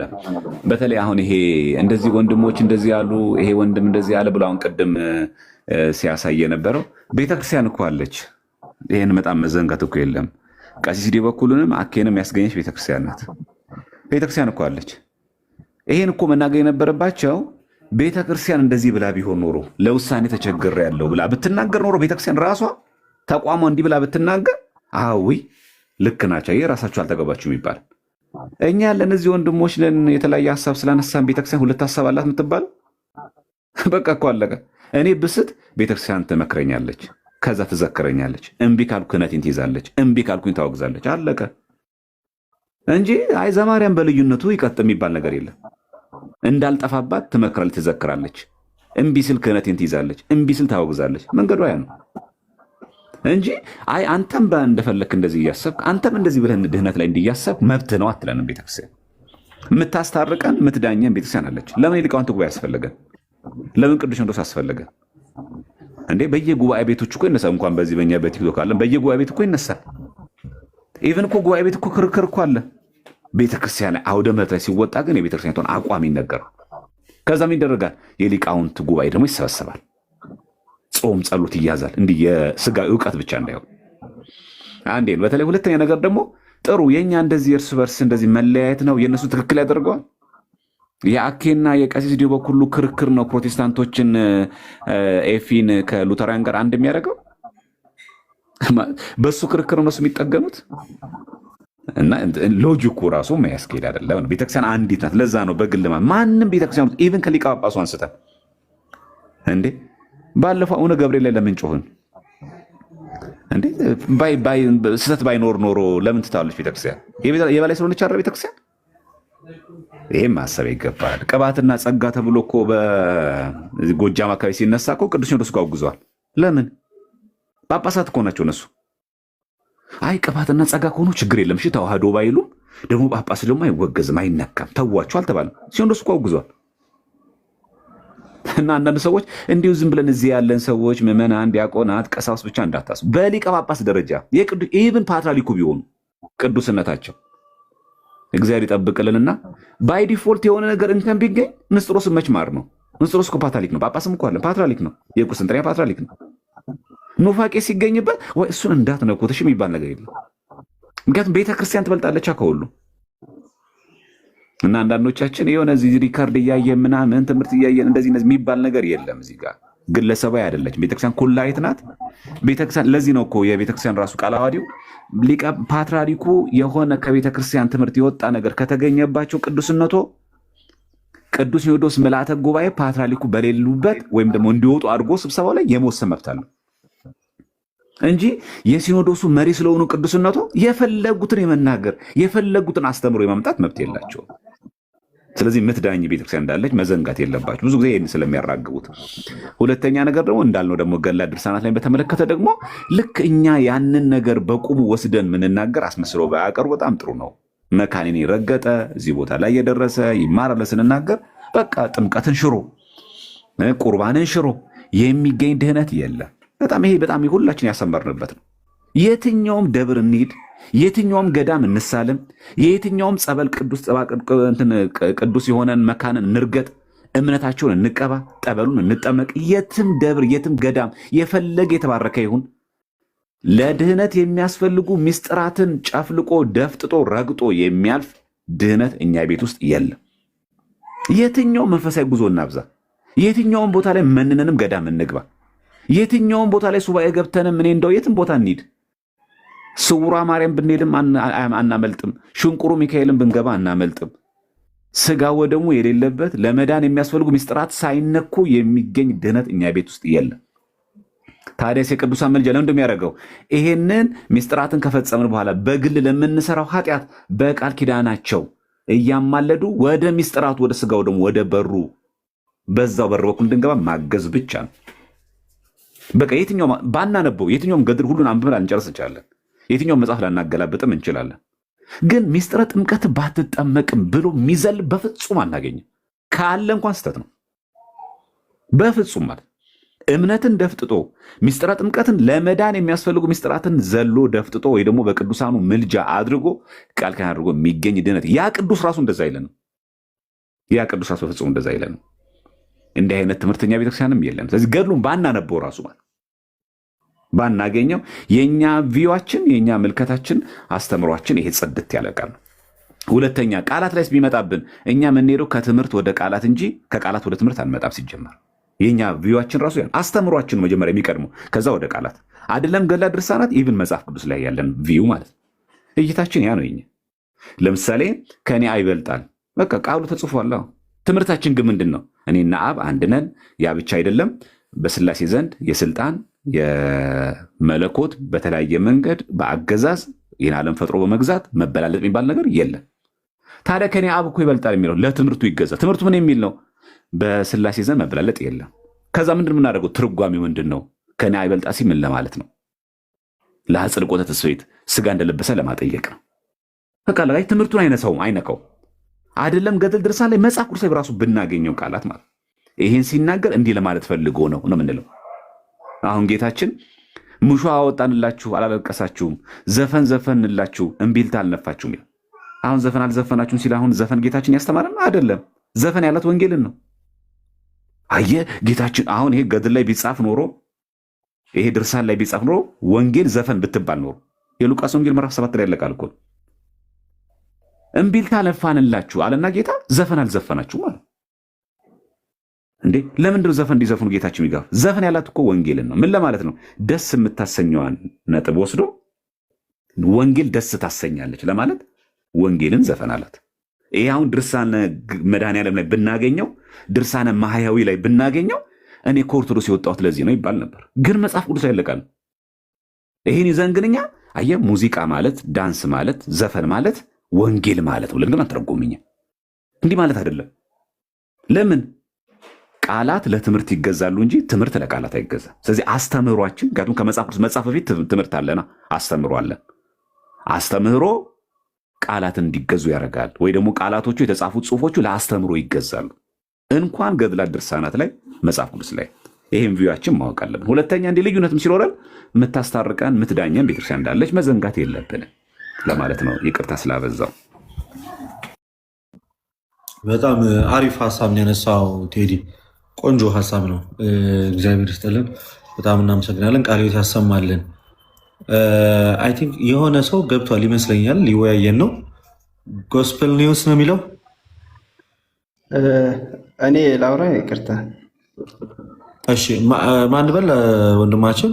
እኔ ሩፋኤል እባላለሁ። ኦርቶዶክስ ነኝ፣ ግን ከጎኔ ዳን የሚባል ፕሮቴስታንት አለ እና መጠየቅ የሚፈልገው ጥያቄዎች ስላለ ነው። በእርግጥ ከዚህ በፊት አይቷቸው አያውቅም። የመጀመሪያው ነው። ሰዎች የነገሩት ስለ ኦርቶዶክስ ያለው አስተምሮ ትንሽ ልክ የሆነ ስላልመሰለኝ ማወቅ ካለበት ከእናንተ ጠይቆ እንዲያውቅ ስለፈለግኩ ነው። እሺ ዘማርያም እዛው ላይ ትመልስለታለህ። እዛው ባለበት መምህር እንኳን ደህና መጡ። መምህር በመጀመሪያ ደረጃ እሺ፣ ሰላም እንዴት ናችሁ? እንኳን ደህና ቆያችሁ። ሰላም ብያለሁ ሁላችሁን።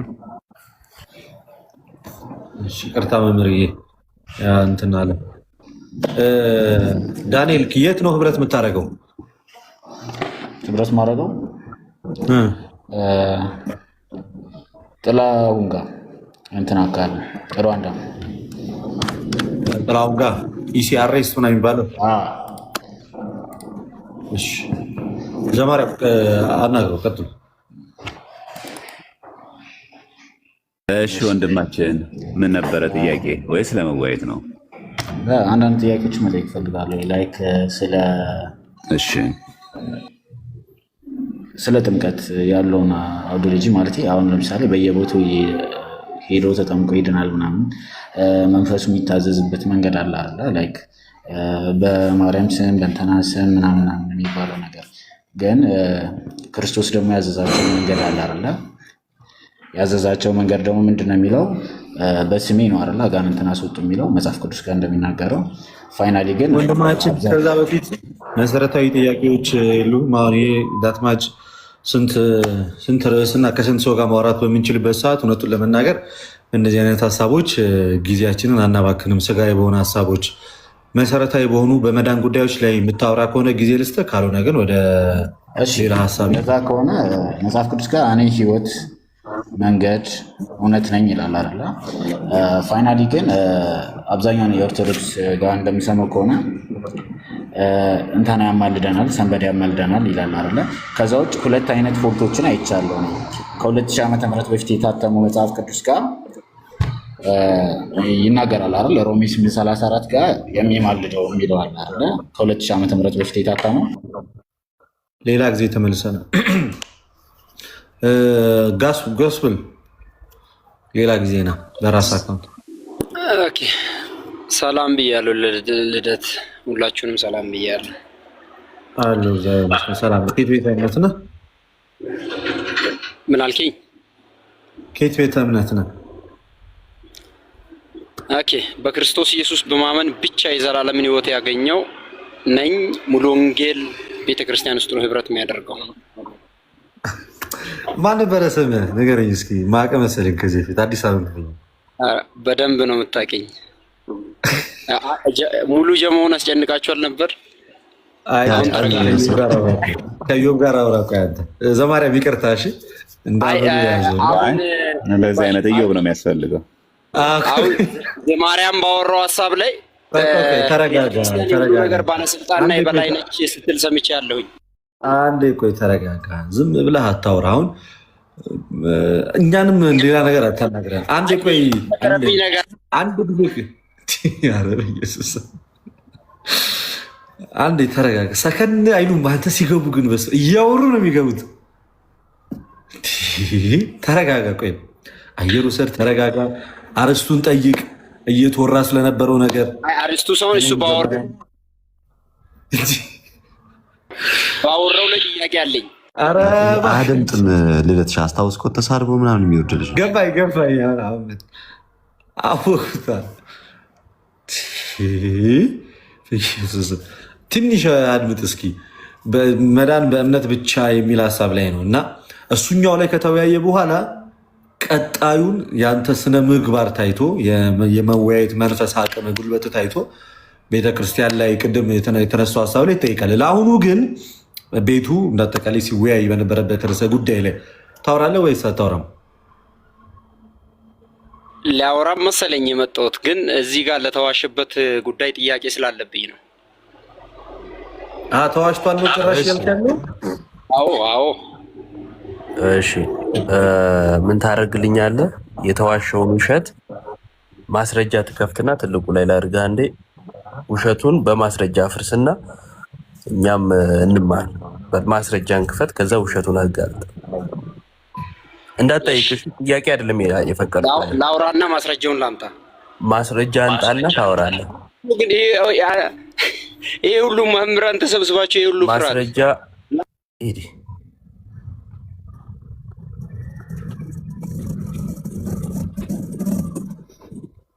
መቼም የማታድጉ ሰዎች እኔ የተሻለ ሰው እና የተሻለ ሀሳብ ላይ ማውራት የቻለ ሰው ይምጣ።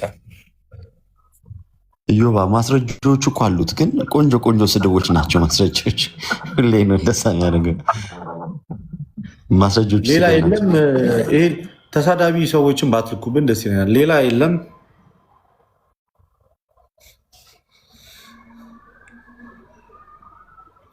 መምህር ኤፍሬምን ግን ዝም አላቸው። ኧረ ትንሽ ያውሩ። ይቅርታ ርዕሰ ጉዳዩ ላይ ተመሳሳይ ነው። ሁላችሁን ዲያቆን ዘማርያም፣ ልደተ ቃል፣ አዳም፣ ባሮክ፣ ኢዮብ፣ ዲያቆን መኩ ሁላችሁን ሰላም ብያለሁ። ላይምታችሁም ያላችሁት ተመሳሳይ ስለሆነ ሀሳባችን እንደ ፕሮቴስታንቱ እኔ እንደዚህ ነው ማምን እኔ እንደዚህ ነው ማምን የሚባል ትምህርት የለንም በእኛ ዘንድ። አንዱ የሚናገረው ሁላችን የሚወክል ነው። ስህተት የሆነ ሀሳብ ካለው ደግሞ እያረምን ነው ምንቀጥልና በደንብ ረጅም ሰዓት አልሰማሁም። ባለፈ ግን ሀሳቡን አንስተነው ነበረ። በተለይ ይሄ እግዚአብሔር ፍጥረትን ከመፍጠሩ በፊት ቅድመ ውሳኔ ሰጥቷል ብሎ መናገር ዕውቀትና ብያኔ የተምታታባቸው ሰዎች ያመረቱት ሀሳብ ነው። ሀሳቡን ማምረታቸው ሳይሆን ያመረቱት ሀሳብ ሃይማኖት ሆኖ መቀጠሉ ግን ያሳዝናል። እግዚአብሔር ስንት ሰው መንግስተ ሰማያት እንደሚገባ፣ ስንት ሰው እንደሚፈረድበት፣ ስንት ሰው እንደሚፈረድለት ያውቃል። አወቀ ማለት ግን በየነ፣ ፈረደ፣ ወሰነ ማለት አይደለም። እኔ እንደምጸድቅ እንደማልጸድቅ ፍጻሜን ያውቃል እንጂ እኔን ስወለድ እንዳልጸድቅ አድርጎ ፈጠረ አይባልም። ነገረ ሃይማኖትን፣ ነገረ ድህነትን፣ ህገ ብሉይ፣ ህገ ሐዲስ እያንዳንዱ በቤተ ክርስቲያን ውስጥ የተጻፉት ወይም ለሰው ልጆች መመሪያ የተሰጡት መጻሕፍት በጠቅላላ በዚህ አስተምሮ ውድቅ ነው የሚሆኑት። ለምን ካላችሁኝ ምጽአተ ክርስቶስ በራሱ እኮ ኪሳራ ነው። በእነሱ አስተምህሮ ሰው ሲፈጠር ሲወለድ ሞቱና ድህነቱ በብያኔ ወይም በውሳኔ የተጠናቀቀ ከሆነ ያ ሰው ወልደ እግዚአብሔር ኢየሱስ ክርስቶስ መጥቶ ከሰማይ መውረዱ ከድንግል መወለዱ ይጸድቅ ዘንድ ለተገባው ጸዳቂ ደግሞ መኮነን ለተፈረደበት ተኮናኝ ከሆነ ምጽአተ ክርስቶስ ግብሩ ምንድነው? በመምጣቱስ ሰው ያገኘው አገልግሎት ምንድነው? ምክንያቱም አስቀድሞ ሐሳቡ በተነሳው ልክ እንዲያው ሃይማኖት አድርገው ከያዙት እግዚአብሔር ቅድመ ብያኔ ወይም ውሳኔ ሰጥቷል ብለው ከተናገሩ እመታፈቅሩን ይቀቡ ትእዛዜ ማለቱ ምን ማለቱ ነው? የምትወዱ ከሆነ ትእዛዜን ጠብቁ ማለቱ ትእዛዙን መጠበቅ እንዲያው ግሩም ነው። ኃጢአተኛው እንዲጸድቅ ጻድቁም ኃጥ እንዲሆን እንደሚሆን ሕጉን ካልፈጸመ እስከ መጨረሻው ካልጸና ማያገለግል ከሆነ ይፈቅድ እግዚአብሔር ሞቶ ለኃጥ አላ ግባቱ ወተመይጦቱ ሀቢሁ ሚለው ሕዝቅኤል 38 ላይ እግዚአብሔር የኃጢአተኛ ሰው ሞቱን አይወድም ወደ እርሱ መመለሱን እንጂ ይላል። እንዲህ ካለ የኃጢአተኛ ሰው ሞት እግዚአብሔር የማይወድ ከሆነ ኃጢአተኛው ይጸድቅ ዘንድ እግዚአብሔር ይወዳል ማለት ነው። ከሆነ መመለስ የሚባል የለም አንድ የተወስኖ ባህል ማለት ኮናኒ በጽድቅ ፈታሂ በርት የሚባለው እግዚአብሔርን እንዲያመባሉን የሚያጠፋ ለሰው ለሚባለው ፍጥረት ነፃ ፈቃድን የነሳ አምላክ አድርጎ ማየትና በእግዚአብሔር ላይ ማመጽ ነው። በነገራችን ላይ እግዚአብሔር መክሰስ ነው። አንድ ሰው ኃጢአት እየሰራ እንደፈለገ የሆነ ነገ ገሃነም ቢገባ ገሃነም ያስገባኝ ክፋቴና ኃጢአቴ ሳይሆን እግዚአብሔር ለገሃነም ስለፈጠረኝ ነው ብሎ እግዚአብሔርን መውቀስ ነው። እንዲህ ከሆነ እኮ በእውነት ይህ እምነት እንኳን ይቅርና ለሃይማኖት ለመንግስት በራሱ ስጋት ነው።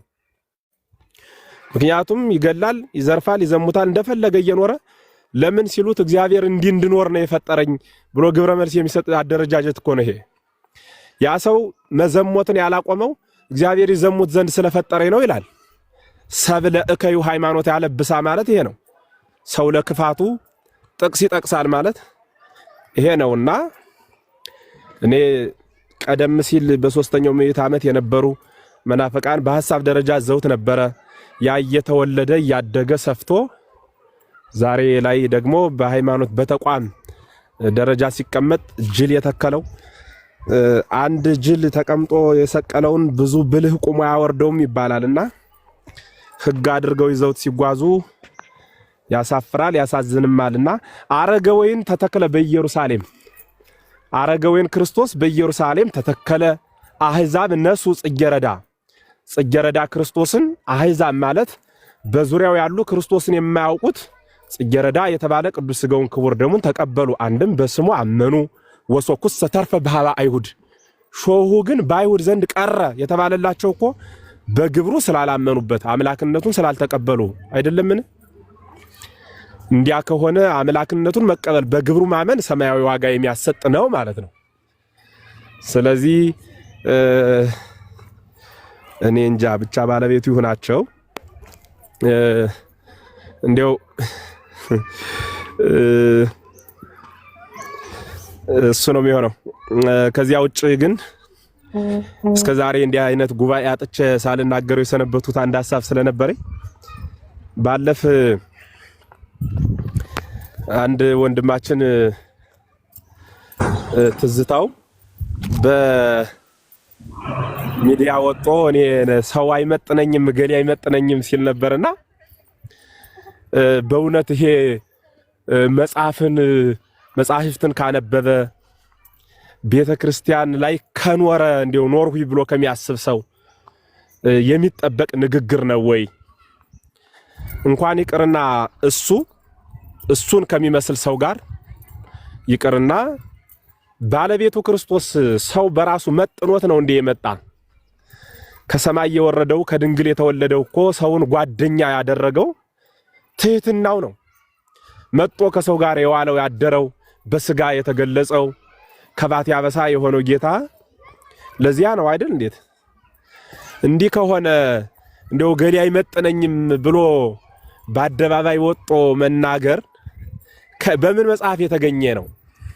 ማለቴ ሰው ይንቀው ዘንድ የተነገረ ቃል አለ ወይ? ሐዋርያት ሂዱና አስተምሩ የተባሉት ሐዋርያ ነኝ ብሎ ካመነ ከናንተ የሚበልጠውን ሰው ብሎ ነው ጌታ የነገራቸው ነው ለፍጥረት ሁሉ ነው ያላቸው?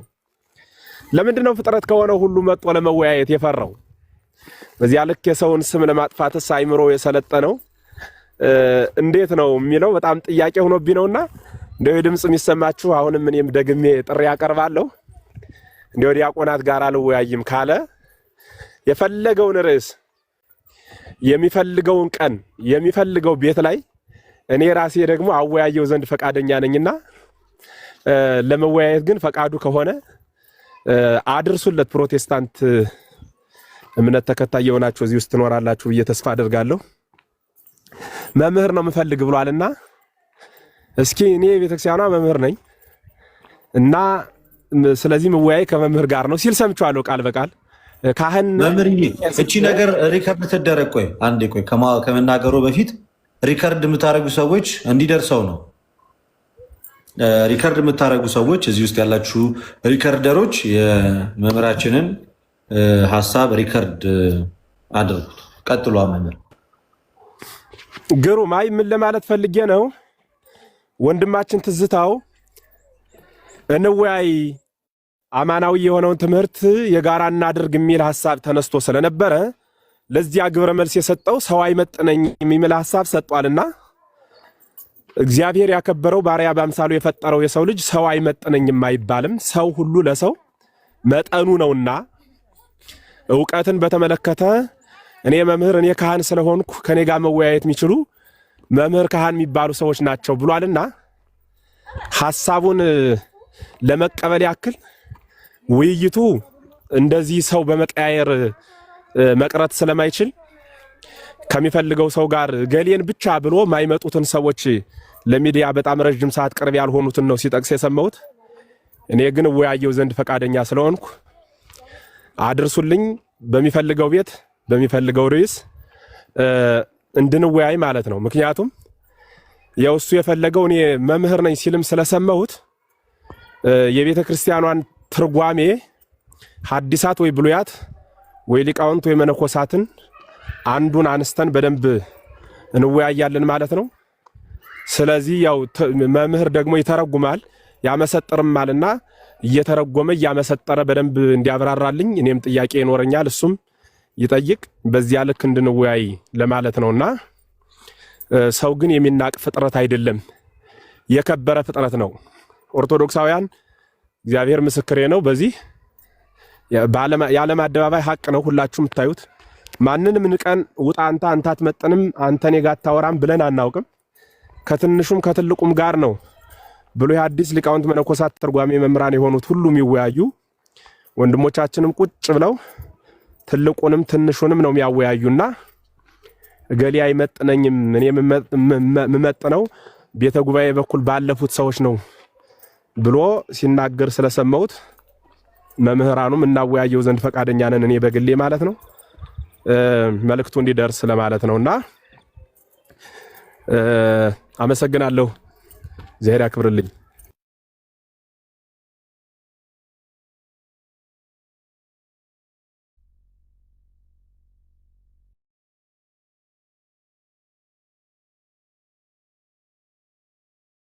ሰላም እንዴት አላችሁ? ሁላችሁም የክርስቶስ ሰላምና ፍቅር ይብዛላችሁ። አንድ ጥያቄ አለኝ ከፈቀዳችሁልኝ። ልደት ስንት ነገር እንዳወራውኝ እኮ መምህር ቃልዮት ያሰማል። እናመሰግናለን፣ ከልብ እናመሰግናለን። እውነቱን ለመናገር ወንድማችን ዲያቆን ዘማርያም አንደኛ ክህነት ያለው ነው፣ ሁለተኛ መምህር ነው። አይደለም ለሱ አለ ለምትሉ ቴዎሎጂያን በፕሮቴስታንት ለነሱ እንኳን ብቁ ሆኖ የትኛውን ቦታ ላይ ሄዶ መወያየት የሚችል ሰው ነው። እንደውም ዘማርያም አይመጥንም፣ ትዝታው መምህር እርሱም አይመጥኑትም። እናንተ ናችሁ አትመጥኑኝ የሚያላር እንደውም እናንተ እሱ አይመጥናችሁም። የትኛው የቴዎሎጂ ዘማሪ እኮ ነው፣ አዝማሪ ዘማሪ ነበር የነበረው እንጂ የትኛው የቴዎሎጂ ምሩቅ ሆኖ ነው? በየትኛው የቴዎሎጂ ትምህርት አልፎ ነው? መቼስ ሲጠቅስ ሰምተን ነው እናውቃለን። ከየትኛው የቤተክርስቲያን አባት ጠቅሶ አመስጥሮ ሲያስተምር ሰርተነው እናውቃለን። ማይ ጋድ በጣም ያሳዝናል። ይሁን ለማንኛውም እግዚአብሔር እንደፈቀደ ይሁን። ግን ወንድማችን ዘማርያም እጅግ እናመሰግናለን። ኩራታችን እኛ በጣም ተወያይተህ ልታመጣው ከምትችለው ውጤት በላይ ነው። አሁን እሱ ሲሰድብህ በዝምታህ እጅግ ትህትና በተሞላበት መንገድ የሰጠው መልስ እኛ አስደስቶናል። በቃ የምንፈልገው ይሄ ነው። ኦርቶዶክስ አይነት መገለጫው ይሄ ነው። በጣም በርካታ ጴንጤዎች ደግሞ በሱ አፍረውበታል። ዝምባም እያለ ሲሳደብ ሰምተናል። በእርግጥ ከአንድ መንፈስ ቅዱስ ከራቀው ሰው የሚጠበቅ ስድቦችን ነው። ለአንተ እንደውም ብዙ ጸጋ በረከት የሚያስገኝ ነው። በመሰደብ አንተን በማብጠልጠሉ እንደዛ በመናገሩ ለአንተ ክብር ነው እና እኛ ኮርተንባል፣ ደስ ብሎናል። በተቃራኒው እንደውም አቅም ኖሮት አንተ ፊት መጥቶ መወያየት፣ አንተ ፊት አይደለም ማንኛውም ክርስቲያን ፊት መጥቶ መወያየት እንደማይችል ይህን ሁሉ ዝባዝንኬ ስድብና ምክንያት ማብዛቱ ለውይይት ብቁ ያልሆነ ማቹር ያላደረገ ሰው፣ ከስነ ምግባር የጎደለ ከእውቀት የጎደለ ሰው፣ በአንዴ ከብዙ ነገር የጎደለ መሆኑን በትክክል ዘማርያም ገና ውይይት ውስጥ ሳትገባ አሳይተናል። እግዚአብሔር ይርዳው። ጸሎት ነው እንጂ ይህ ሰውዬ ውይይት የሚያስፈልገው አልመሰለኝም። መምህራን የእርሶን ደግሞ ቢሰማ ምን ይላል? ወንበር ዘርግተው የሚያስተምሩበት ቤተክርስቲያን ላይ የደብሩ አስተዳዳሪ እና ስብከተ ወንጌሉ የሀገር ውስጥ ከሀገር ውጭ ያሉት ተባብረው 1-5 ደብዳቤ ይጻፉልን ምናምን ሊል ይችላል። ይሄ እኮ ምን መሰለህ መልስ ለማሳጣት ያክል ነው ሀሳቡን የተጠቀምንበት እንጂ ዲያቆን ዘማርያም ጋር መጦ ተወያይቶ ኦርቶዶክሳዊ ለሆነው ጥያቄው ሁሉ መልስ አጦ ይሄዳል ብለን አስበንም ገምተንም አይደለም። ይሄ ሁሉም ሰው እንደ ፈረስ ጆሮ እንደ ጦር ጉረሮ ተካክሎ የሚያውቀው ጉዳይ ነው። አንዳንዶቹ ደግሞ እዚህ መካከል ምን ሲሉ ሰማቸዋለሁ፣ ኮመንት እያየው ነበረ። ገሌ አይመጥነኝም ያለ አስቀድሞ ዲያቆን ዘማርያም ነው። ዲያቆን ዘማርያም ሰው አይመጥነኝም አይልም፣ እንደማይል እርግጠኛ ነኝ ብሎ እንኳን ከሆነ የሚል ምናልባት አንዳንድ ጊዜ ምላስና ጆሮአቸው አንድ ላይ የተጣበቀባቸው ዝም ብለው ተሳድበው መሄድ የሚፈልጉ መናገር ብቻ እንጂ መስማት የማይፈልጉ ግለሰቦች ሲከሰቱ፣ ለምሳሌ እኔ አሁን ከቀለሜ ጋር ተወያይ ብትሉ አልወያይም።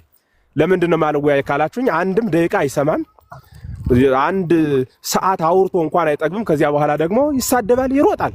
ይሄ ስለሆነ ከዚህ ሰው ጋር አልወያይም ማለት ናቁት ማለት ግን አይደለም። መስማት ስለማይችል ነው እንጂ ቢሰማ እንደምንግባባ እርግጠኛ ነኝ። ስለዚህ አሁን ይሄ ሰው አልመጣም ወደዚህ እምመጣው ቤተ ክህነት ይሄ በቤተ ጉባኤ በኩል ያሉ ሰዎች ብሎ ከሆነ ሐሳብ ያነሳው፣ እስኪ ደግሞ እኛ የምናወያየው ነው ከሐሳቡ ጋር ለመሄድ ነው ይሄንን ሐሳብ የተጠቀሙት እንጂ አይ እንዴው ዲያቆን ዘማርያም ሲባል እንዴው ዲያቆን የሚለው ስሙ እሱ መምህር ነኝ ስላለ እኛ መምህር ከምንባለው ጋር እስኪ ይምጣ ነው። ገብቷችኋል ምስጢሩ እንጂ እኮ እንግዲህ ሲለካማ ማኔት የጨልፋሬስ እኮ ነው። በደንብ እናውቃለን እኮ ቤተክርስቲያንን ያወቀ ክርስቶስን ያወቀ መምህር ነው የሚል ከቤተክርስቲያን አይወጣም። እዚያው ቤቱ ላይ ሆኖ ይሰራል እንጂ አቅሙን። ስለዚህ እሱ ስለሆነ ምን ለማለት ፈልጌ ነው፣ በዋናነት ሐሳቤን ከተረዳችሁኝ እሱ ነው በቃ። እኛ ገብቶናል መምህር፣ ሐሳቡ ገብቶናል። ምክንያት ለማሳጣት ነው። ምክንያቱም አሁን እንግዲህ በዘማርያም ላይ እኮ ያነሳው ምክንያት አሳማኝ ምክንያት አይደለም እኮ። 4 አይና መሆን አለበት ዘማርያም። እዚህ ጋር እኮ እውነት ነው። 4 አይና እኮ አይደለም እሱማ። 4 አይናነት ነው። ሁለተኛ ግን ኢቭን አሁን ለቃሌ ላለውት ራሱ ማለት እኔ ቃሌ ሲጀመር አይመጥነኝም አይደለም ያልኩት፣ ለውይይት አይመጥንም ነው እንጂ እኔ ቃሌ አይመጥነኝም ምን አላለ። ሲጀመር ቃሌ ከዚህ በፊት ዲቤት አድርጓል፣ ካኬ ጋር ዲቤት አድርጓል፣ ከታላቁ ጋር ያየናቸው አመላለሶቹ ምናምኖቹ መደናቆሩን ስለጠላሁት ከአንተ ጋርም ራሱ ነበርና መደናቆር ነበረ። ያንን ነውና አሁን እሱ ደግሞ ታውቃለህ አይኔን ግንባር ያርገው ነው የሚለው። አይተህ ከሆነ ብዙ ጊዜ ያጠያየቀው እሱ ሲጠይቅ መልስ እንጂ ምናምን አይነት ሩድ ይሆንና አንተ ደግሞ በምጠይቅበት የአንተ ጥያቄ ሰዓት ላይ ደግሞ ሲመጣ ነው ቆይ ልመልስልህ እንጂ ተረጋጋ ብሎ ልክ አንተ ስላጣደፍከው እንጂ ረጋ ብሎ መልሱን እንደሚተነትን መስሎ የሚታይ ነገር እና ያቃረቡ የውይይቱ መንገድ ለእኔ አይመቸኝም። የግሌ እኮ ነው አልኩ እንጂ ለእኔ አይመጥነኝም አላልኩም። ሲጀመር ለእኔ የማይመጥን ሰው የሚባል የለም። ሰው ሁሉ ሰው ነው። በቃ ለውይይት ግን በቃ ከኔ ባህሪ ጋር አብሮ አይሄድም። በቃ አይመጥንም። ከኔ ባህሪ ጋር አብሮ አይመጥንም። በቃ እንደዚህ አይነት ሰው አይደለም የሆነው። አዳምጦ መረጃ ሰምቶ በዛ መረጃ ላይ ዲቤት የሚያደርግ ሰው ምናምን ነው እንጂ በቃ በድርቅና ትወጣለህ። አሁን እውነት የቅርቡን እንኳን የታላቁን እንኳን ብንመለከተው እንዴት ሆኖ ነበር የወጣው? እንዴት ሆኖ እና ያንን ደግሞ ልክ አሸንፎ እንደወጣ አድርጎ አክት ሲያደርግ በጣም ያሳዝናል። እና ለማይረባ ነገር አይደለም እኛ ዲቤት የምናደርገው፣ ለሚጠቅም ነገር ነው መወያየት ያለብን። ሁለተኛ እኛ ያደረግነው እንዳለ ዲቤቶቹ ጥሪ ያደረግነው መቀበል ነው። በቃ ቀለሜ እንደ ልማዱ እኔ ፊት የሚቆም ሰው የለም ከቤተ ክህነት አለ መጣን የለም። እነሱም ታቦት ላይ እየተሳለቁ እየሳቁ ምናምን ተናገሩ። እሺ መረጃ አምጦ የለም። ስድብ ነው እኛ ያደረግነው እንጂ ዲቤት እኮ ሰለቸን። ስንት ጊዜ ያደረግን። እኔ ከኤፍሬም ባለ ጊዜ ጋር ስንት አደረግኩኝ? እኔ ከሜሎስ ጋር ስንት ያደረግኩኝ? ከሁለት ጊዜ በላይ አድርገናል እኮ ከሜሎስ ጋር። ከሶስት ጊዜ በላይ አድርግ ያለው ከኤፍሬም ባለ ጊዜ ጋር። እና አንዳንድ ጊዜ ዲቤቶች ሲደረጉ ፍሬያማነታቸው ምንም ጥቅም ሳይለው ነው እኮ ሁሉም ሰዎች ወንድሞች የተውት እንጂ ስለማይጠቅምን ነው እንጂ ቢጠቅምማ እናደርጋለን። ግን እነሱ ግን አንስተውት ግን አየህ፣ በእነሱ ሳይድ ግን አንስተው ሲመጣ ኢቭን እንኳን የምናነሳው እንኳን አይገባቸውም። በጣም የሚገርመው ነገር እሱ ነው። እኔ እኮ ያነሳሁት 5ቱን ሶላዎች ገድላት ድርሳናትን ሳይጠቅሱ ማንሳት አይችሉም። በቃ ገድላት ድርሳናት ሳትወሸቁ እስቲ እነዚህን 5ቱን ሶላዎች ማሳየት የምትችሉት ብዬ ሳቀር ይሄንን ቃሌ ገልብጦት እስቲ የእናንተ ገድላት ደግሞ ላሳያችሁ ነው። እኔ መች እንደዛ አልኩኝ? የእኛን ገድላት ድርሳናትማ ቀለም ያለ አይደለ?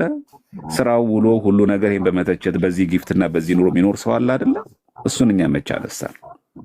እኔው ግን በዚህ በትዝታው ጉዳይ ያን ሁሉ ሰዓት ላይ ቁጭ ብሎ መናገሩ ምናምን በዚህ ልክ ሊሰማን አይገባም። በቃ ማለት ያው ስድቦቹ ሊያስጠሉ ይችላሉ። አዎ እንደ ሰውኛ ምናምን ስናያቸው ያስጠላሉ። በአራዳ ቋንቋ ደግሞ ይደብራሉ።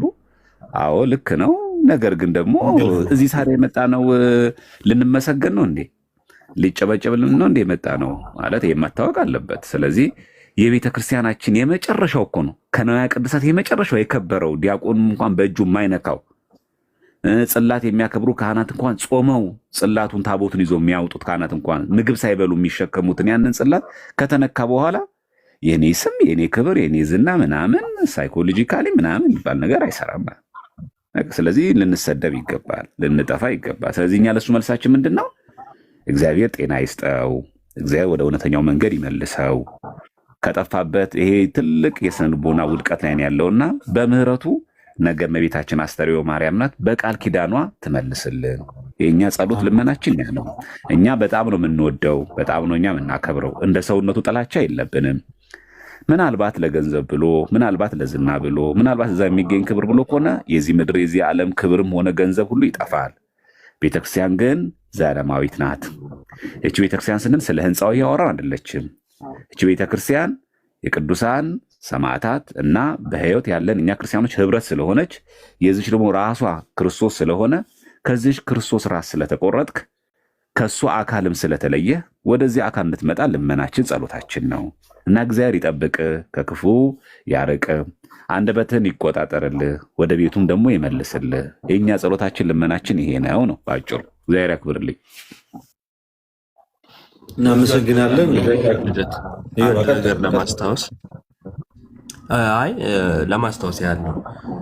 ማነው ትዝታውን ቢሆን ዲቤት ጠርቶ ነው ካስታወሳችሁ። ማነው እሸቱ ጋር መምህራን እየመጡ ያስተምሩ ነበርና ዶንኪ ቲዩብ ላይ ማለት ነው። ከዛን መጥቶ የሚወያየኝ የሚል ጥሪ አቅርቦ ነበር። እሱም ሌሎቹም አብረው ካረሱት በቀር ማለት ነው። ስለዚህ ዘማርያም ያደረገው ለጠራው ጥሪ መቀበል ነው፣ ልክ እንደ ቀለሜ ማለት ነው። ፕላስ ደግሞ እሱ ለጠራው እሱ ተቀበለ። ከዛ ሌላ ሰው ጥሪ ሲያቀርብ ይሄኛውን ለመሸፋፈንና ያው ብዙ ስለ ግለሰቡ ማውራት ባያስፈልግም ብቻ ይሄ አለ መታወቅ መፈለግ ሹሞን መፈለግ ምናምንና በእያንዳንዱ እኔ የሚገጥመኝ የለም ስዕል ለመፍጠር ባልተጠሩበት ሁሉ አቤት የሚሉ ሰዎች አሉና አስፈላጊ ነው ብዬ አላስብም። እንደዚህ አይነት ሰው ጋር እንትን ማለት ብቻ ግን የጠሩትን ተቀብሎታል። እንትናል ቀለሜንም ሆነ ትዝታውን ራሱ ስለጠሩ እነሱ ራሳቸው ስለጠሩ ተቀበላቸው።